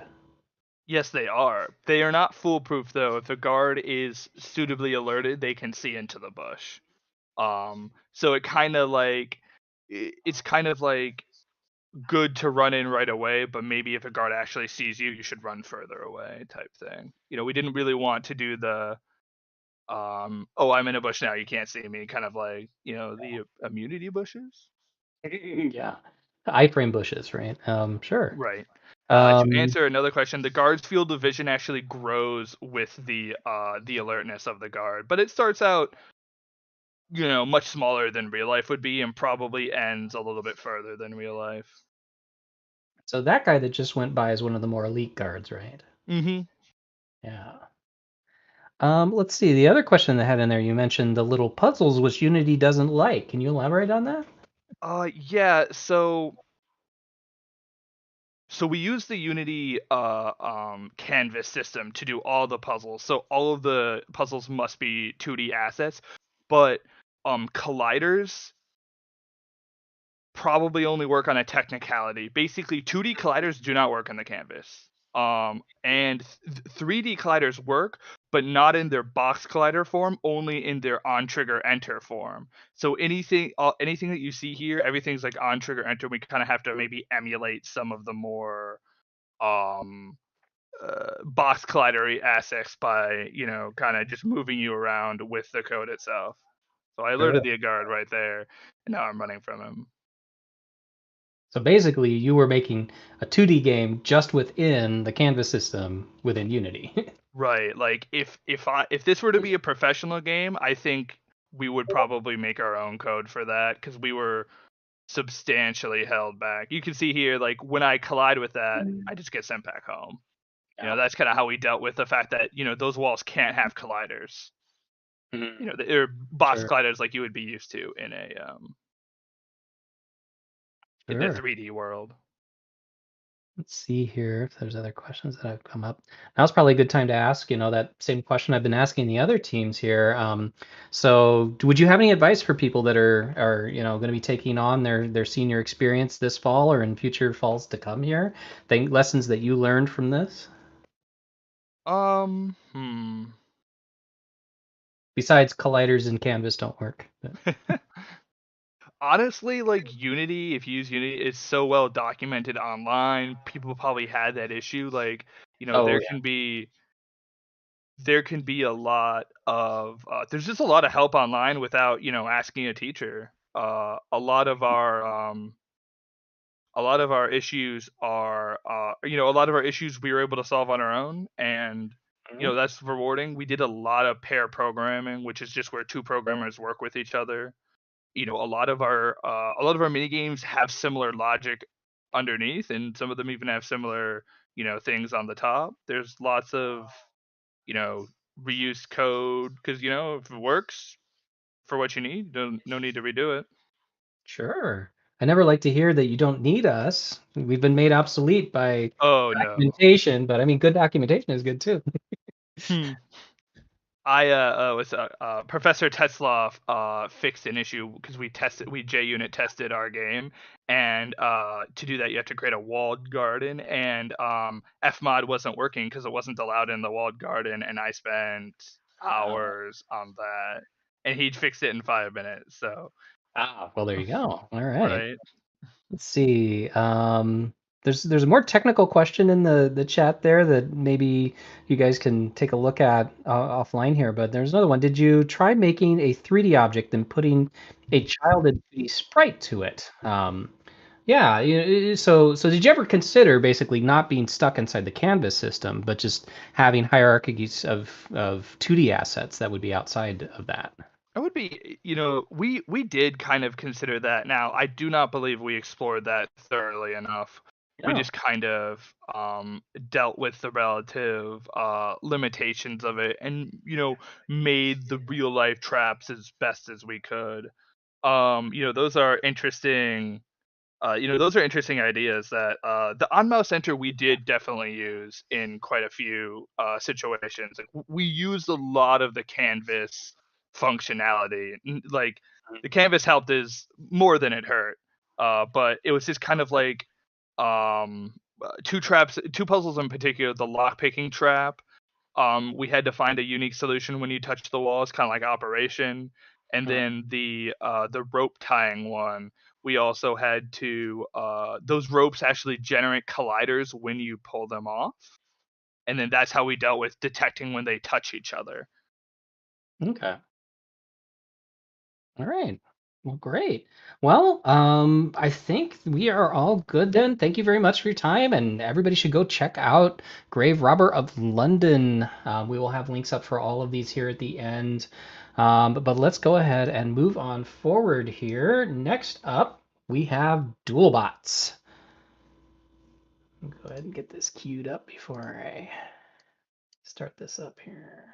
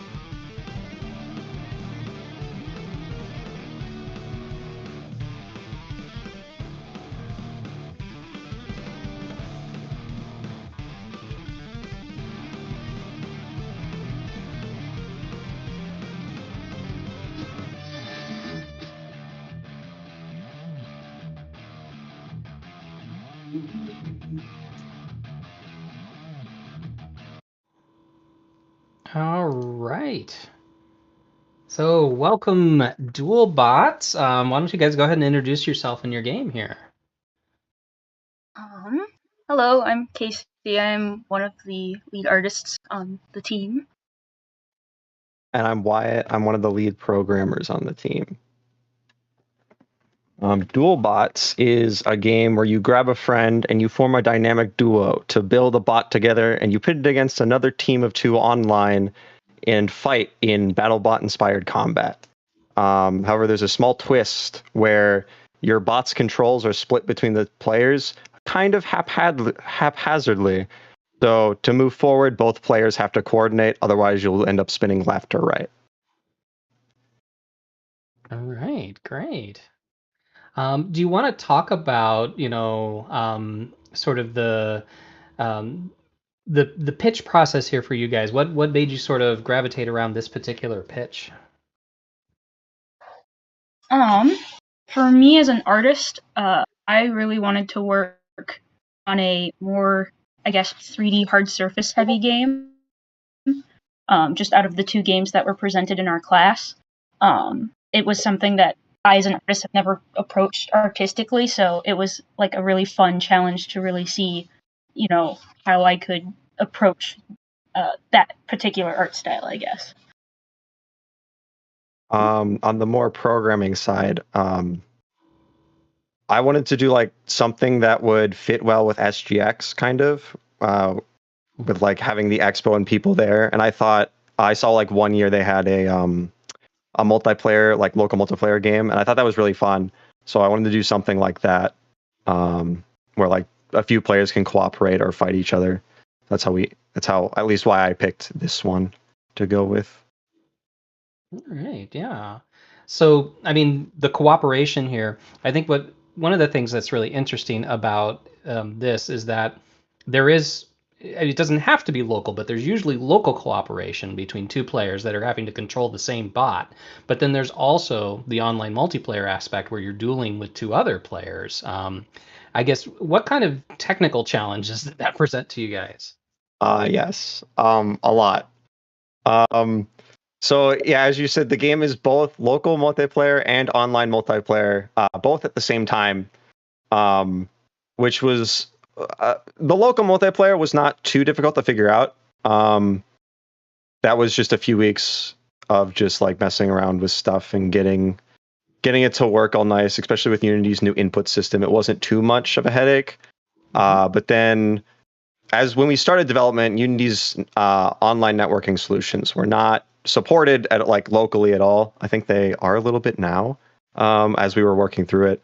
But we were using like a plugin, and then there was just so many weird things that happened with the plugin that we had to like make and do, and then we just had networking problems up until the very end. So yeah, networking was kind of a nightmare.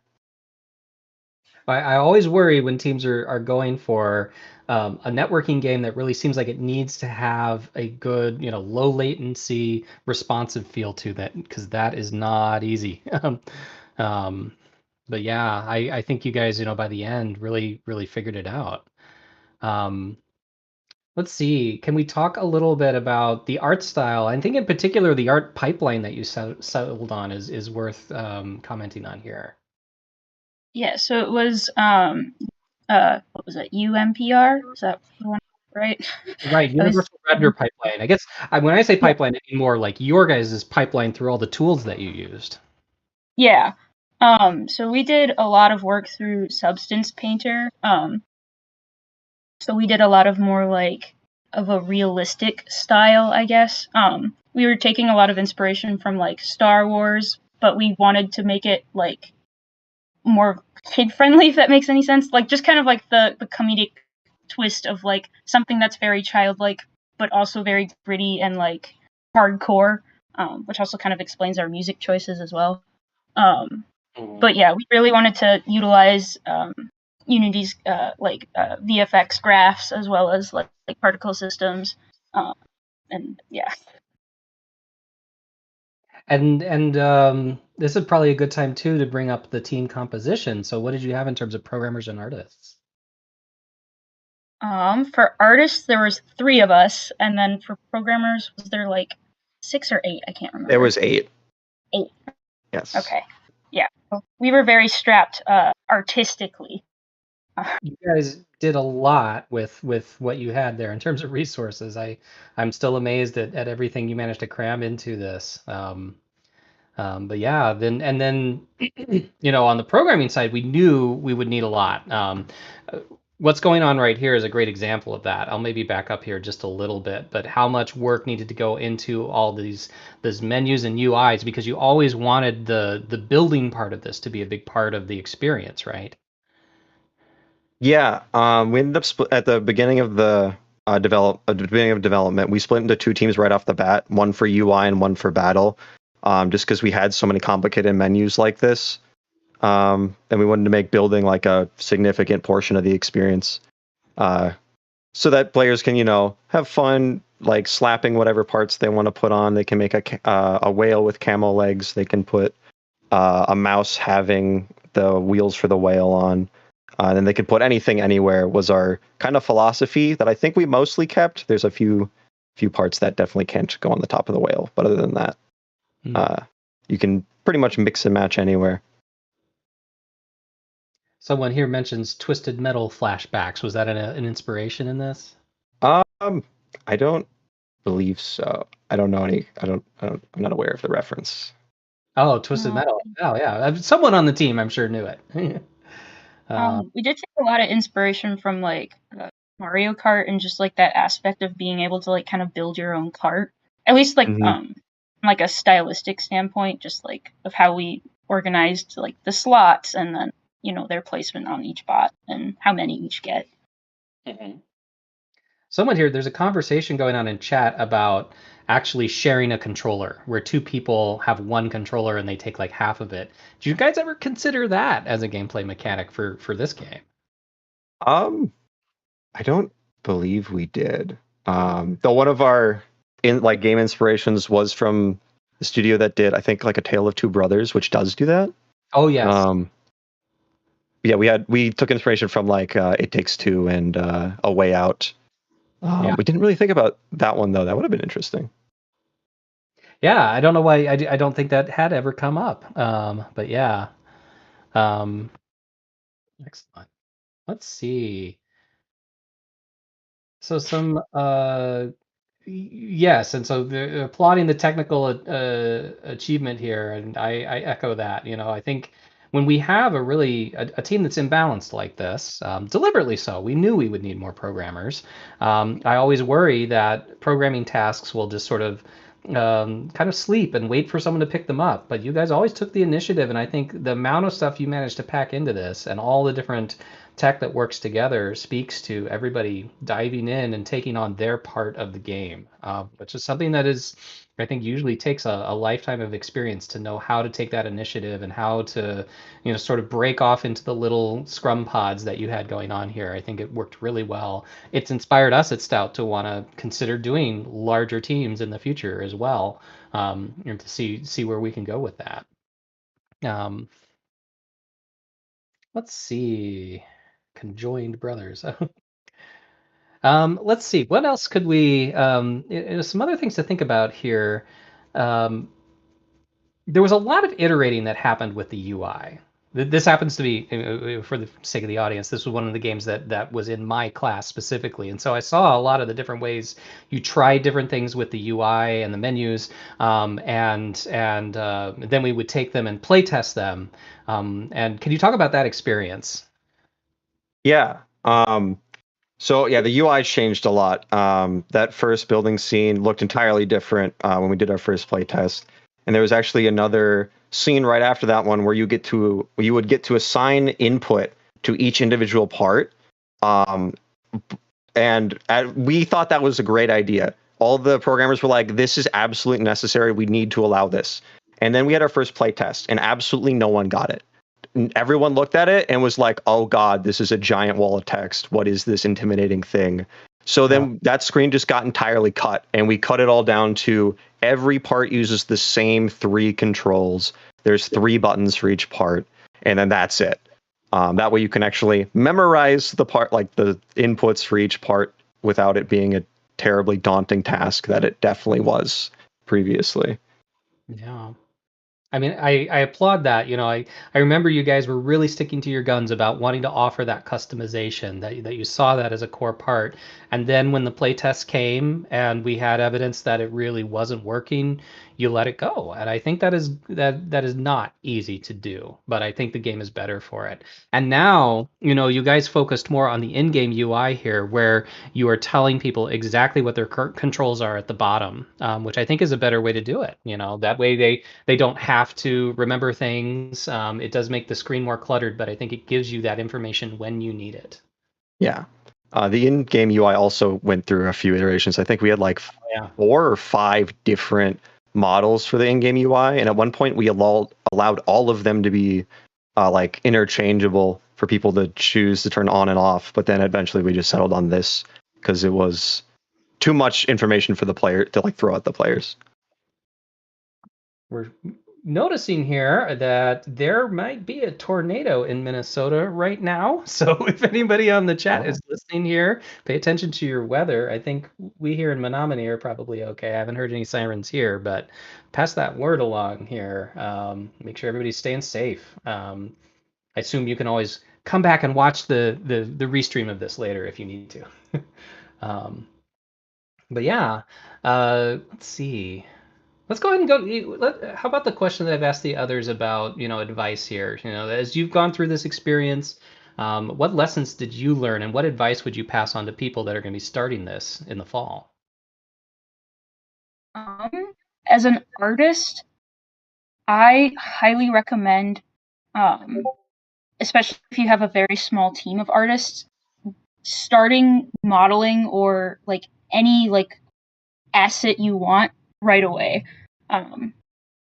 Design is always important, especially to make it visually make sense, but just considering how strapped we were for time and we had spent a lot of time on design, I think we could have pushed out even more had we just had some earlier model renditions ready and for critique. So definitely just like managing and balancing design and then actually creating your assets. Part of me is really glad to hear you say that, because I've always wanted for that, but I never want to, try and push the process to happen too quickly, and I never know how much I can push you guys to get to that result faster. So, right here from an artist that's been through it, get through that process, get something modeled and ready to look at and critique sooner. It's good to hear. I'd say from like I have like two pieces of advice, one for like general and then one for programming. I think one thing we had braced like towards the end in the second semester was a piece of advice that I had and that me and some of the other group members have received in our core 100 game design class, which is a little crass, but it was kill your babies. So if you like make a design choice and you're like, ooh, this is a good one, but it's just not working for the game, then just like gotta rip the band-aid off and just like cut it, even if you spent a lot of time on it, which we had to do to a few things at the end. And I think the game is better for it. And then other piece of advice, like programming wise, is to don't underestimate the amount of tasks you have left, even if it looks like a little. That is most definitely going to grow, or it's much bigger than it looks. And to get more done towards the beginning rather than the end. Absolutely, that's a good point. You never enumerate it all at the beginning. That's sort of an agile tenet. You try and keep yourself focused on what's most immediate, but it's gonna grow. It always does. All right. All right.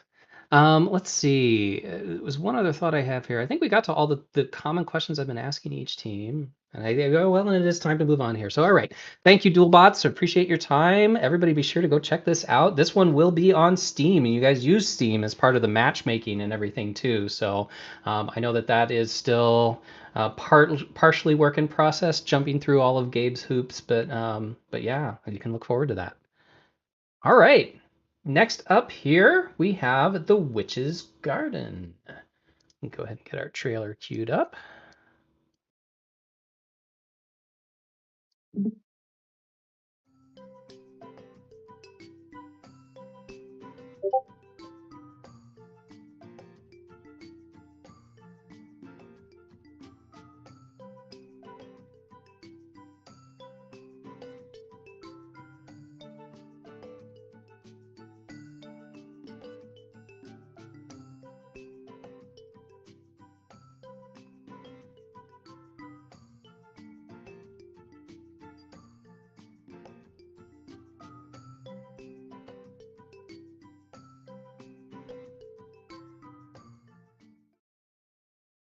All right.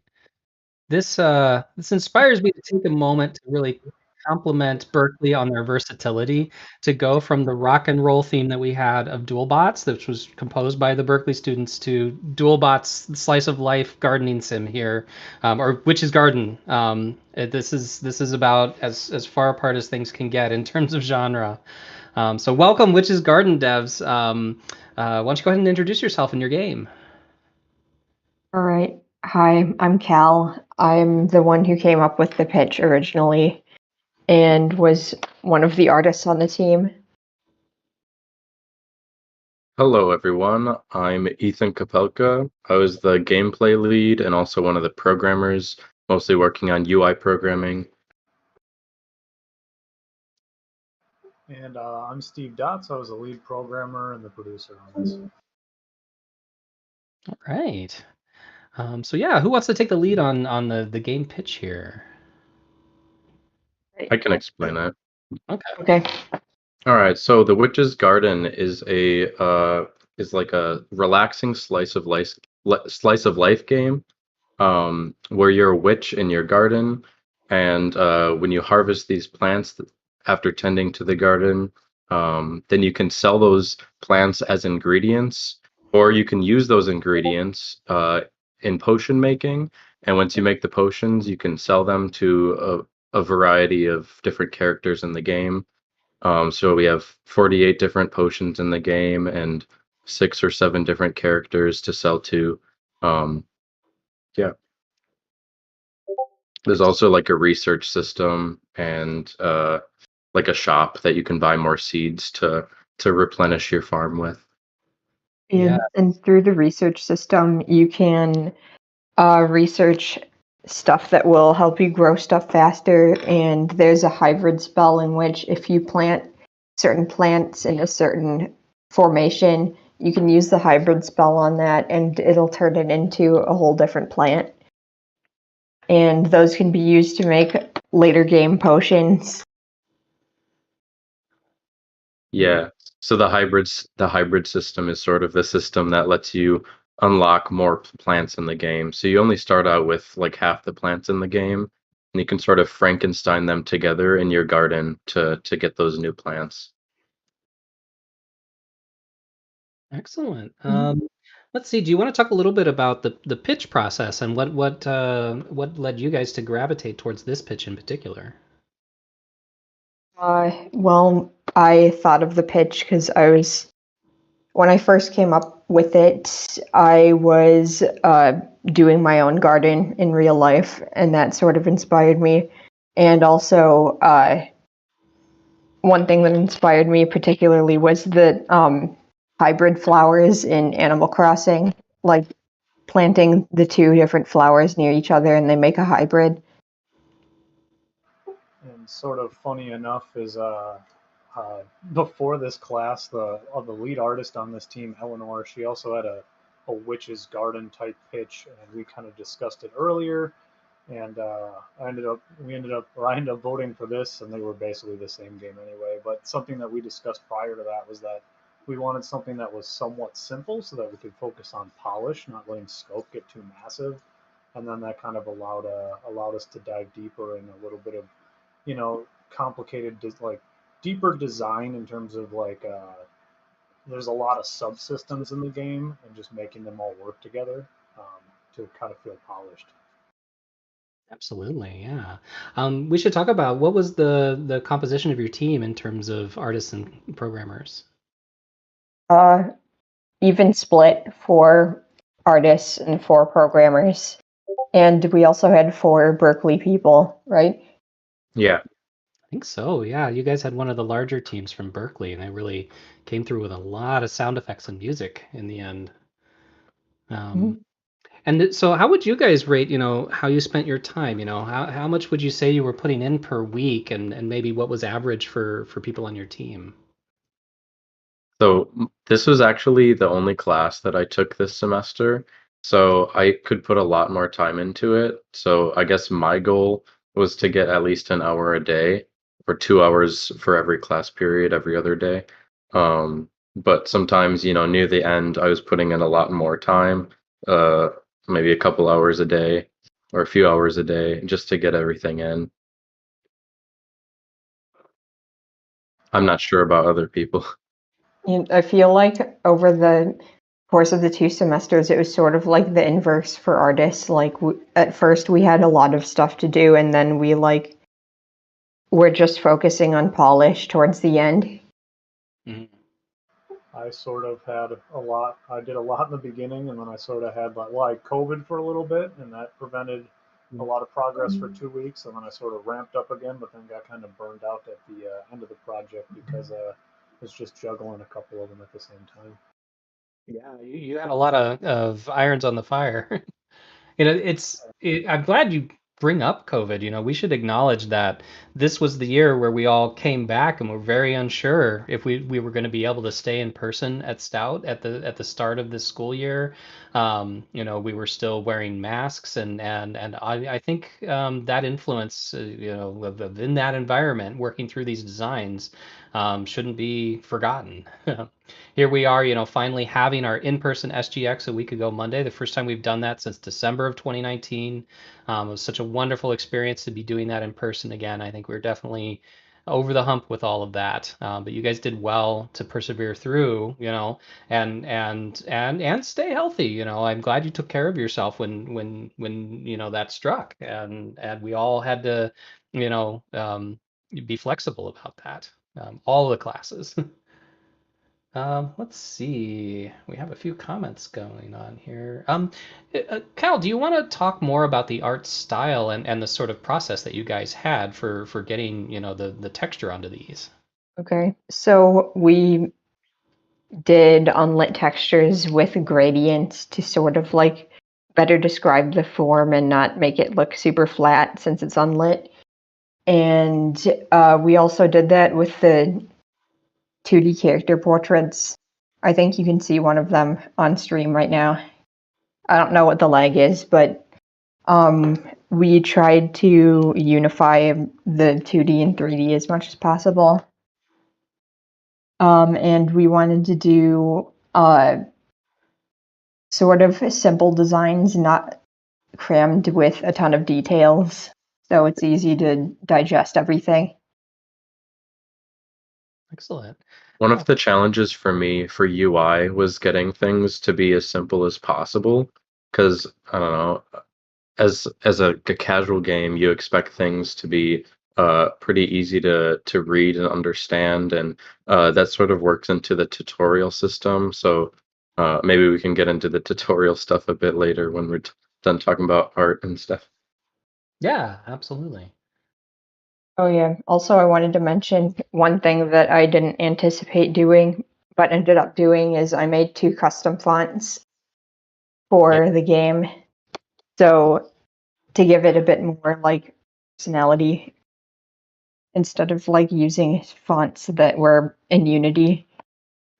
I remember the day when you were talking about doing that, and I'm like, no, don't make a whole font yourself. That sounds hard. And you said, oh, fonts are easy. And I guess you proved me wrong because you absolutely, at least they really came through. I think you had excellent typeset in this. And I think that's really important. There's so much text that you need to engage in a game like this, in any sort of sim. So well done on that.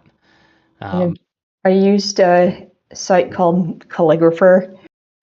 Basically, you download a template as an image and you just draw the letters in and it turns it into a font when you upload it. Ah, excellent. Let's see here. We've got a question here. How challenging was it to design balance the economy for a game like this? I guess I can start and then Steve can go over the things that he balanced later on in the process. So the way we came up with like the cell values and all the stats of the different plants is I sort of just I made like a spreadsheet of everything, and I like kind of came up with like an algorithm based on like the stats of the plants. So that sort of gave us like a basis for how much things would be valued as. um and like there's an algorithm for buying and selling, so that you always, buying costs more, or I don't know how it works. You sell for more than you bought it for, as to reward the player. um and so yeah, based on that we could sort of tweak the buy and sell price, as well as like the grow time, and the research system as well. Yeah, and so then towards the end, I mean, I didn't actually get to play our game until way too late. But I mean, you're just busy with things, right? And you're like, finally have some time to sit down and do this. And then the last bit of balance, based off of where we had the game, was just a lot of just playing it and dealing with pacing and seeing, oh, I have way too much money at this point, or like I didn't get access to this item before that, and just making sure that like the rewards and incentives were always just kind of aligned so you weren't waiting. And one thing that we learned is like it was originally built to be sort of this like longer style strategy game, but the game, it just feels better to be quicker and it's more engaging, especially for SGX, which has shorter play time. So originally we had this like research system that would take like the way I intended for it originally we designed was, you got to spec into this thing and it might take 3 to 5 turns to learn something. And by the end of this, it just ended up feeling better. Just make everything just one night, you learn it, and it just helped with the overall pacing. So to kind of echo Wyatt, you got to be ready to just cut things sometimes, even though it's like that wasn't how you wanted it to be. It's something you learn. It's better for the game, so you just got to do it.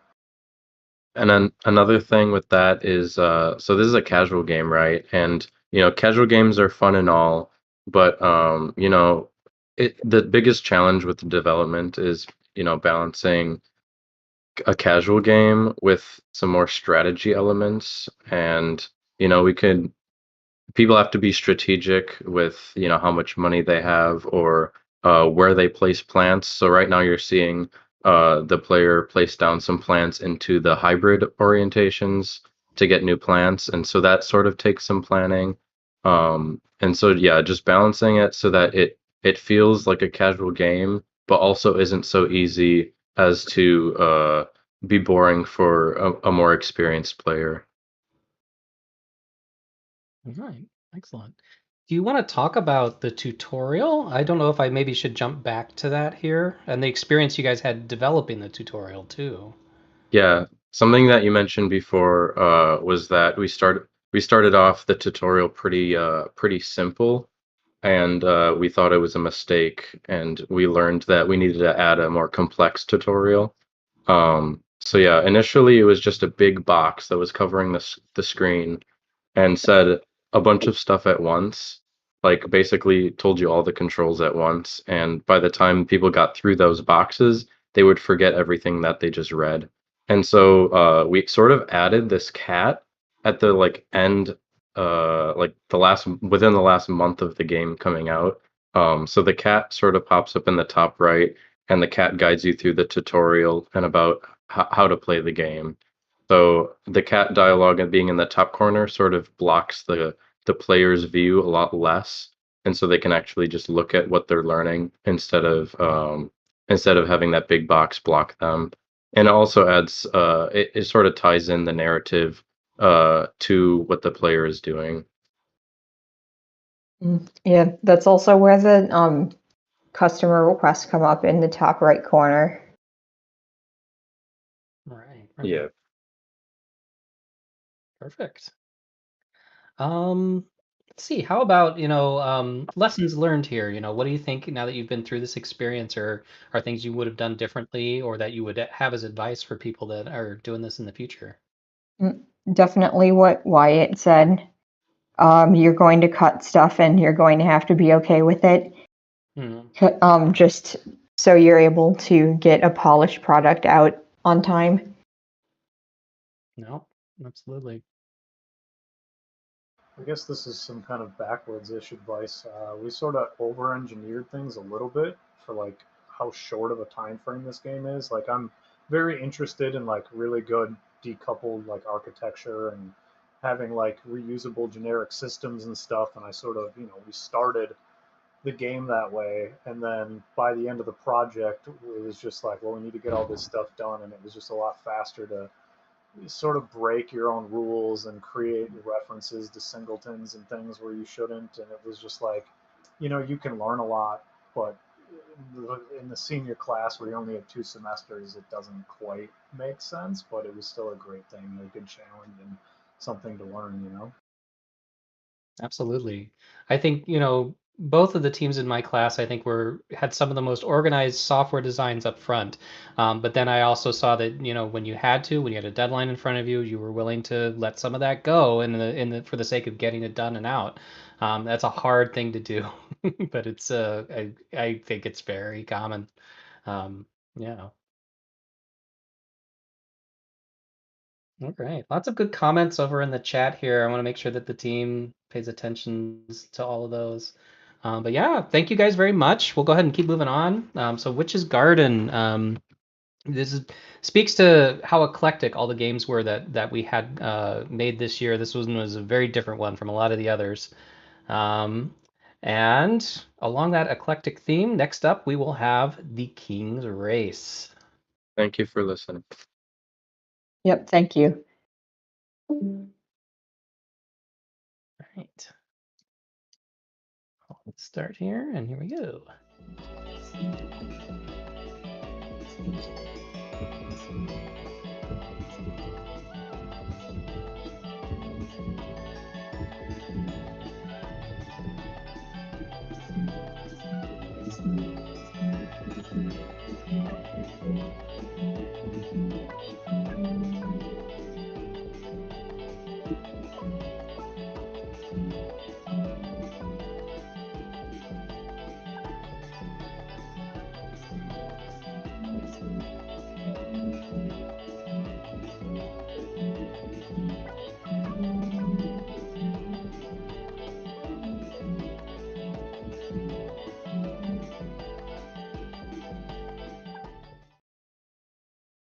All right.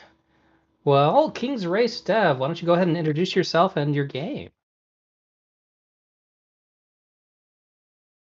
Do we have you in here?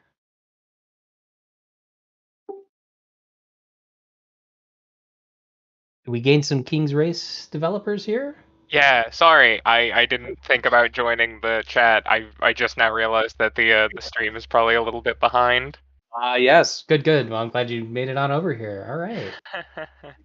Well, that's okay. You got here just in time. So why don't you tell them, introduce yourself and your role, and talk about your game. Well, I'm Catherine. I was kind of lead visual design, and I also worked entirely on developing the other half of our player experience, the King. Who you can see, well, not here, but as like visual design, my group was the group that didn't have any artists, or sort of. Kim wouldn't like me to say that. We sort of borrowed artists from Momentus. Yeah, talk about that. The team composition here. For all the Momentus artists listening to this, big shout out. It was wonderful to work with you. Thank you so much for all the wonderful art. But like first semester, we didn't have a lot of them there to help us with like pipeline or visual design decisions. So I stepped up to do a lot of that. So we had kind of a vague idea of like it's an idea of a kid playing with their toys. So we knew we would on this like toy block, childish feel to everything.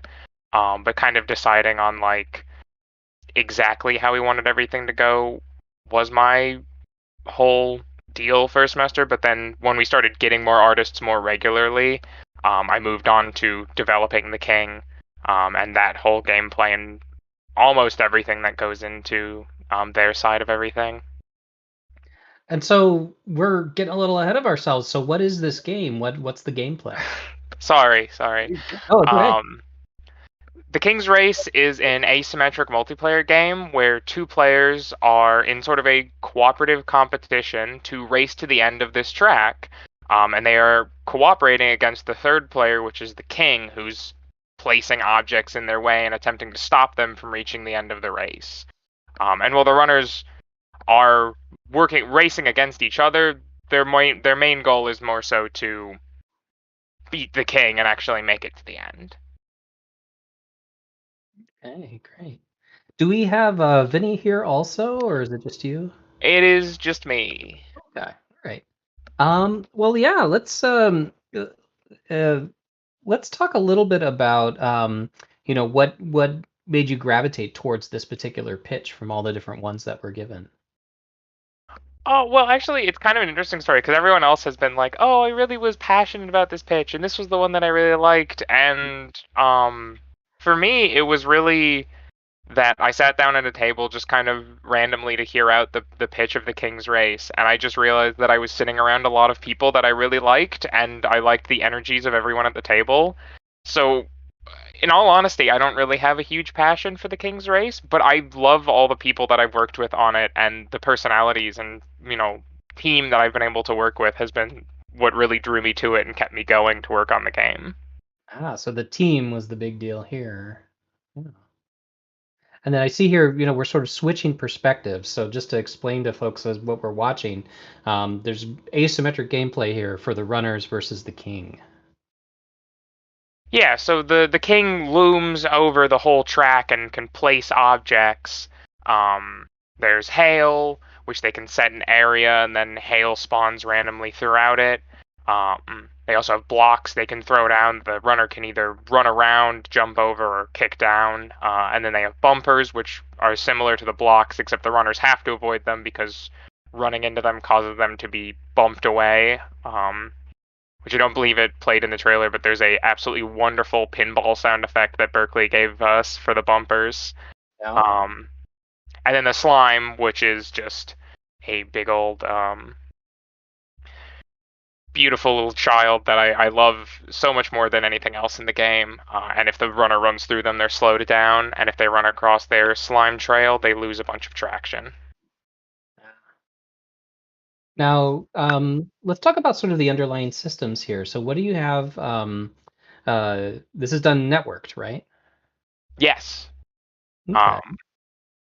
So everything that we had to be done over the network.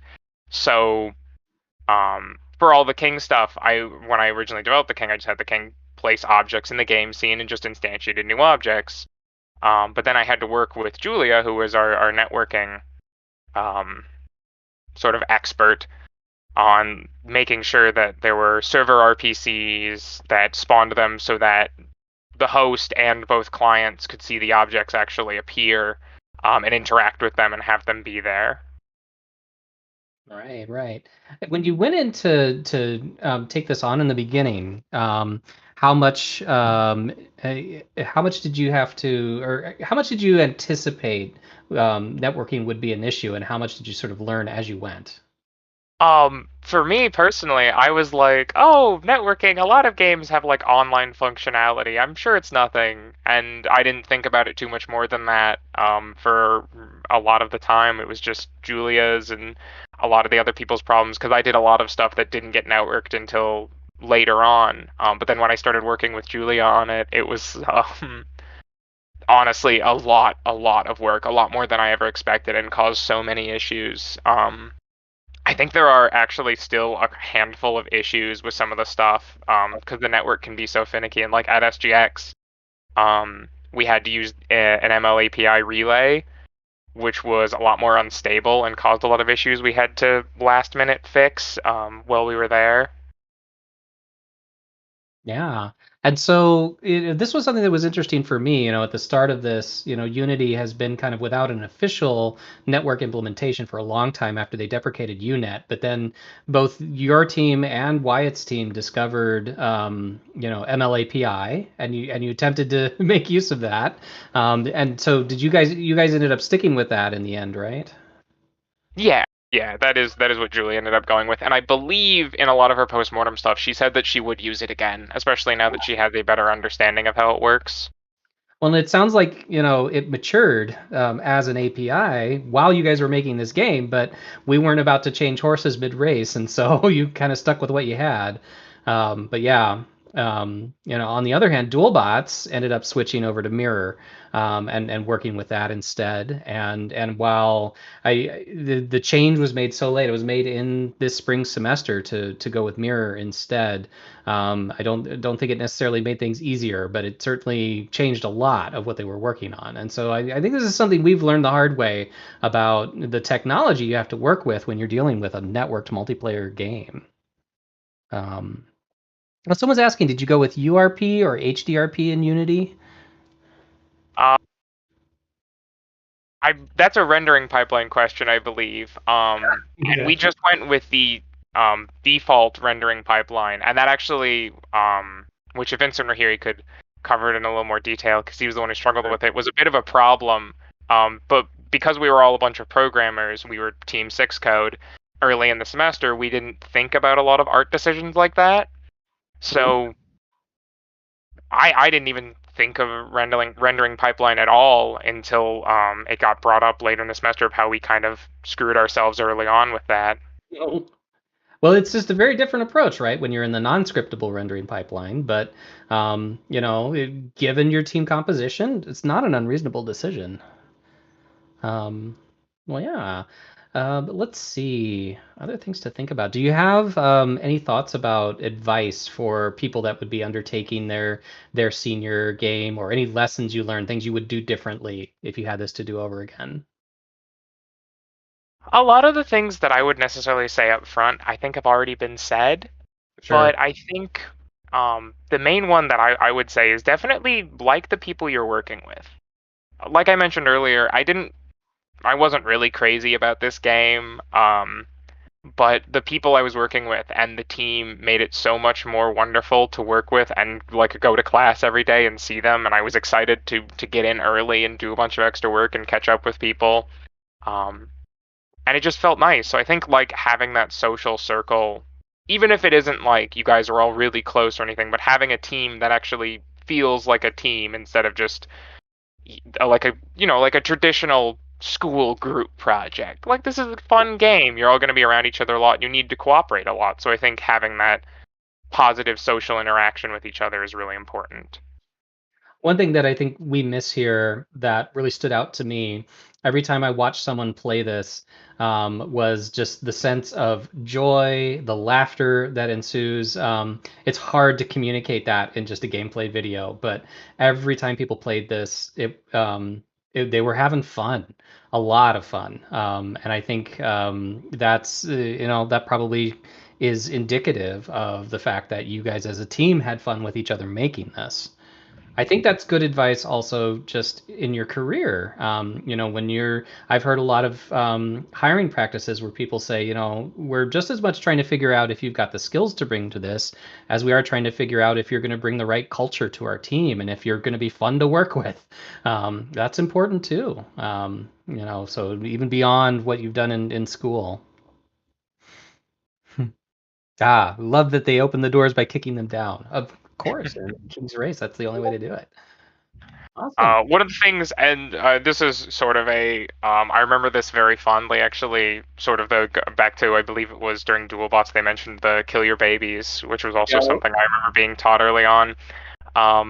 Initially, the kick was going to be a much bigger part of the game. We actually even had another power-up the runners could equip, which was like an extendable boxing glove, which was going to be an upgrade to make it even stronger. But it just all ended up getting cut, and like I think at least it's an artifact of that is that the runners can actually kick each other, which it's hard to show in a gameplay video that was just me recording myself running around. Yeah. But it's so interesting to watch how different people play. Like a lot of the runners kind of left each other alone and didn't really pay attention because originally we wanted to focus more on the competitive nature of it. And one of our devs, I watched him play with actually a new runner, and he just bullied the poor playtester the whole way through every single time. Like he stood up at this platform here and just kicked him down the mountain every time he got up there. Oh. But it's interesting to see how different people play it and how different people have fun with it. Absolutely. Well, great. Well, thank you so much for sharing this with us here. Everybody, we'll share on links to all of this so that you can try this out at home, get a few friends, and try out the King's Race. All right. And so next up here, we have one more game to go. We are going to take a look at Wobble Warriors. Go ahead and get this up and queued up. This one take too far. There we go.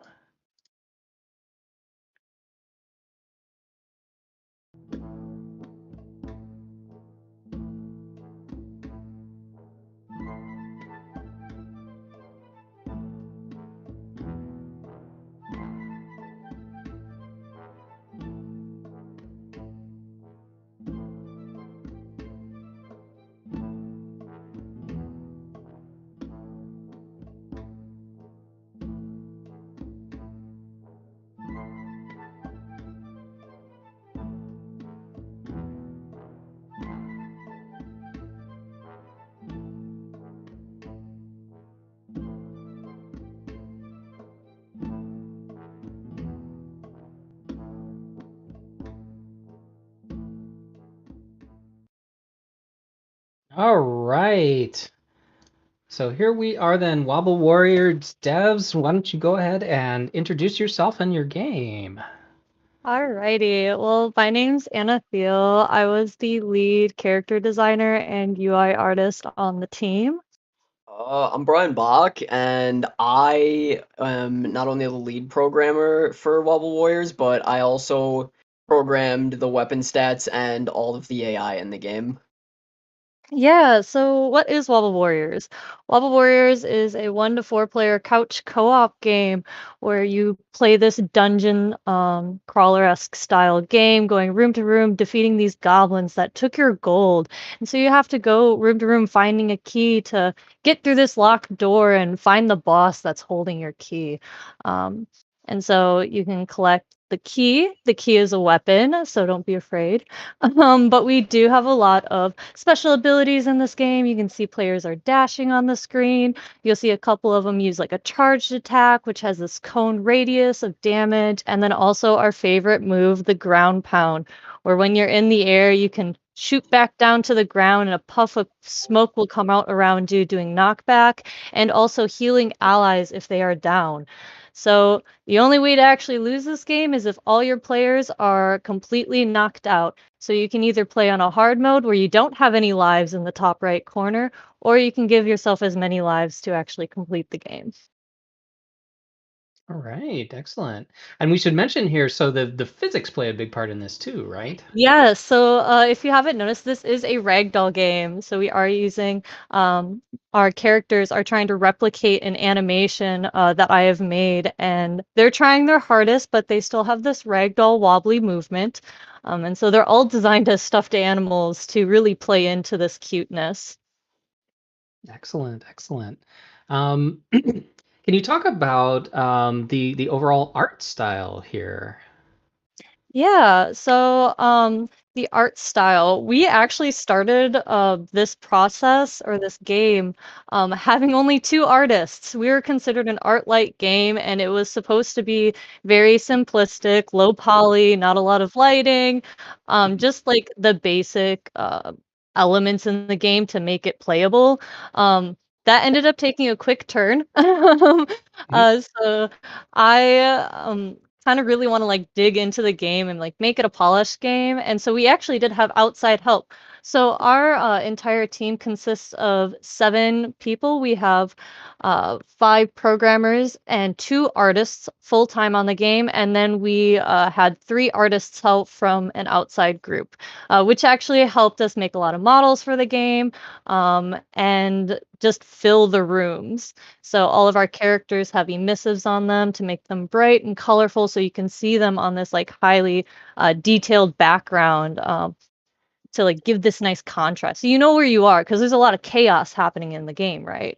So it's very important to see where you are at and where your friends are at. And for this, you guys engaged the high definition render pipeline, right? Yes, we did the HDRP pipeline, which became a huge a hurdle for us because we did want this game to be playable on the laptops. And so during the last couple sprints of this game, that was the big thing that we needed to tackle, was to get this playable, because when we first started working on this game, we didn't know if Stout's Game Expo was going to be online or if it was going to be in person. So we needed these to play on laptops. And so we ended up getting that working towards the tail end by making all of the rooms, if you are not in that room, all of them are disabled, so nothing is rendering in the background to get the best performance you can for each room, because there are so many assets in just one room alone. So yeah. Excellent. Let's talk a little bit about the programming aspects. So how hard did you have to work on this ragdoll physics system? Yeah, the ragdoll physics system, honestly, it went a lot easier than we thought it would. I mean, there were some weird collision issues along the road, especially with the boss, but to get the actual like ragdoll physics Gang Beasts S style going, we had that figured out pretty quickly. Ah. Mhm. Did you Yeah. did you have to like iterate and change the way it behaved over time, or did it stay pretty stable as the game developed? The amount of changes we actually had to make to it were pretty minimal, seeing as I know the boss specifically had a lot of issues because he was a bigger boy, and he sometimes his arms would get stuck in walls, so we had to change and erase some colliders for some models. But aside from that, I don't think we had to change it at its core. No, the actual ragdoll system was a very smooth process to get working. And since I was the character designer, I made sure to have a character for them, or for the programmers, by like the second week of like actually working on this process. So I whipped out a model as fast as I could with like the jankiest skeleton, just so we can see if we could get like a prototype of ragdoll working. And so we actually used that model for a long time until I could update it. Which was really exciting to know that we were able to get the main part of our game working very early on in our process. Yeah. We had a question here. How many rooms are there in total in the game? So you want to answer this, Brian? I can. I remember I was super surprised when I was told that we had 30 rooms in level 2. Yes. Yeah, we had 30 rooms in level 2, and I remember being told this on SGX because I was like, oh, we have like 10 rooms, right? Because I never did any of the level design stuff. I was more on the really back end stuff like the AI. And so at SGX, I remember playing our game with some of our players that came up, and I got lost. Like, yeah, I was supposed to be leading them through, and I was like lost. And I was like, guys, how many rooms are there? And there's 30. And I was like, wait a minute, what? Yeah, we actually had like a range of like playtime. So we had a couple people who could like found the key, got to the boss room, done in 15 minutes. But we also had a gameplay of someone just going through every single room because they just could not find the key, and that lasted like 30 minutes. So depending on which ways you take can determine how long it takes to play the game. Ah, excellent. So let's see. You talked about your team composition. What about sort of work hours that you were putting into this? What do you think you were doing on a weekly basis? Oh, so because we were light on artists, and I really like to have my work be super polished, I was helping the other artists on our team. First semester, I was putting in about 10 to 12 hours per sprint. And then second semester hit, I actually got sick with COVID beginning of spring semester, and then my body didn't heal for the following 3 months afterwards. So I was putting in maybe like 4 hours a week. But then right after that, I started pushing out 20 hours a week. Just because I knew what I wanted to do. I was really excited for the game, and I really wanted this game to turn out really well. So I was trying to connect with other people to come and help us with this game. Yeah, like half our team got COVID. It was a wild time. Yeah. I think What that about you, Brian? reframe. For me, my workload first semester was definitely better for me, because throughout the entire year, I had a lot of recurring health issues that like were just unsolved. So I couldn't put in as much work as Anna, but I made sure I got the most out of the 6 hours that we were given in class time per week. I think I would pretty much crank out anywhere from like 3 to 5 tasks like in those short class times because I had to make up for all of the times where I knew I'd get home and immediately would start to feel terrible. Yeah, it varies for person to person on like what they're able to do. And it's just about like team communication and being understanding and just kind of like being there for the team and just understanding one another. I mean, given that you guys were dealing with a lot of that, how did the communication play out for you, especially when the teams some are at home and some are in the classroom? I would say it went pretty well, actually. We were all very talkative on our Discord channel. I was always posting updates in our like little information channel of like when things should be due, when big things are coming up, and that just helped like streamline the process a little bit. Whenever someone had a question, I knew I was always trying to be available to like answer questions right away, so everyone knew where they were at and at what times. We always did like scrums at the beginning of class, and if someone couldn't make it in person, we were always in a call and filling them in on like what's going on, and like taking pictures of our notes that we do on our whiteboard just so they understand like what we did discuss in class.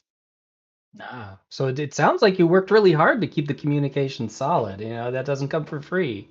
Mm-mm. That's really great.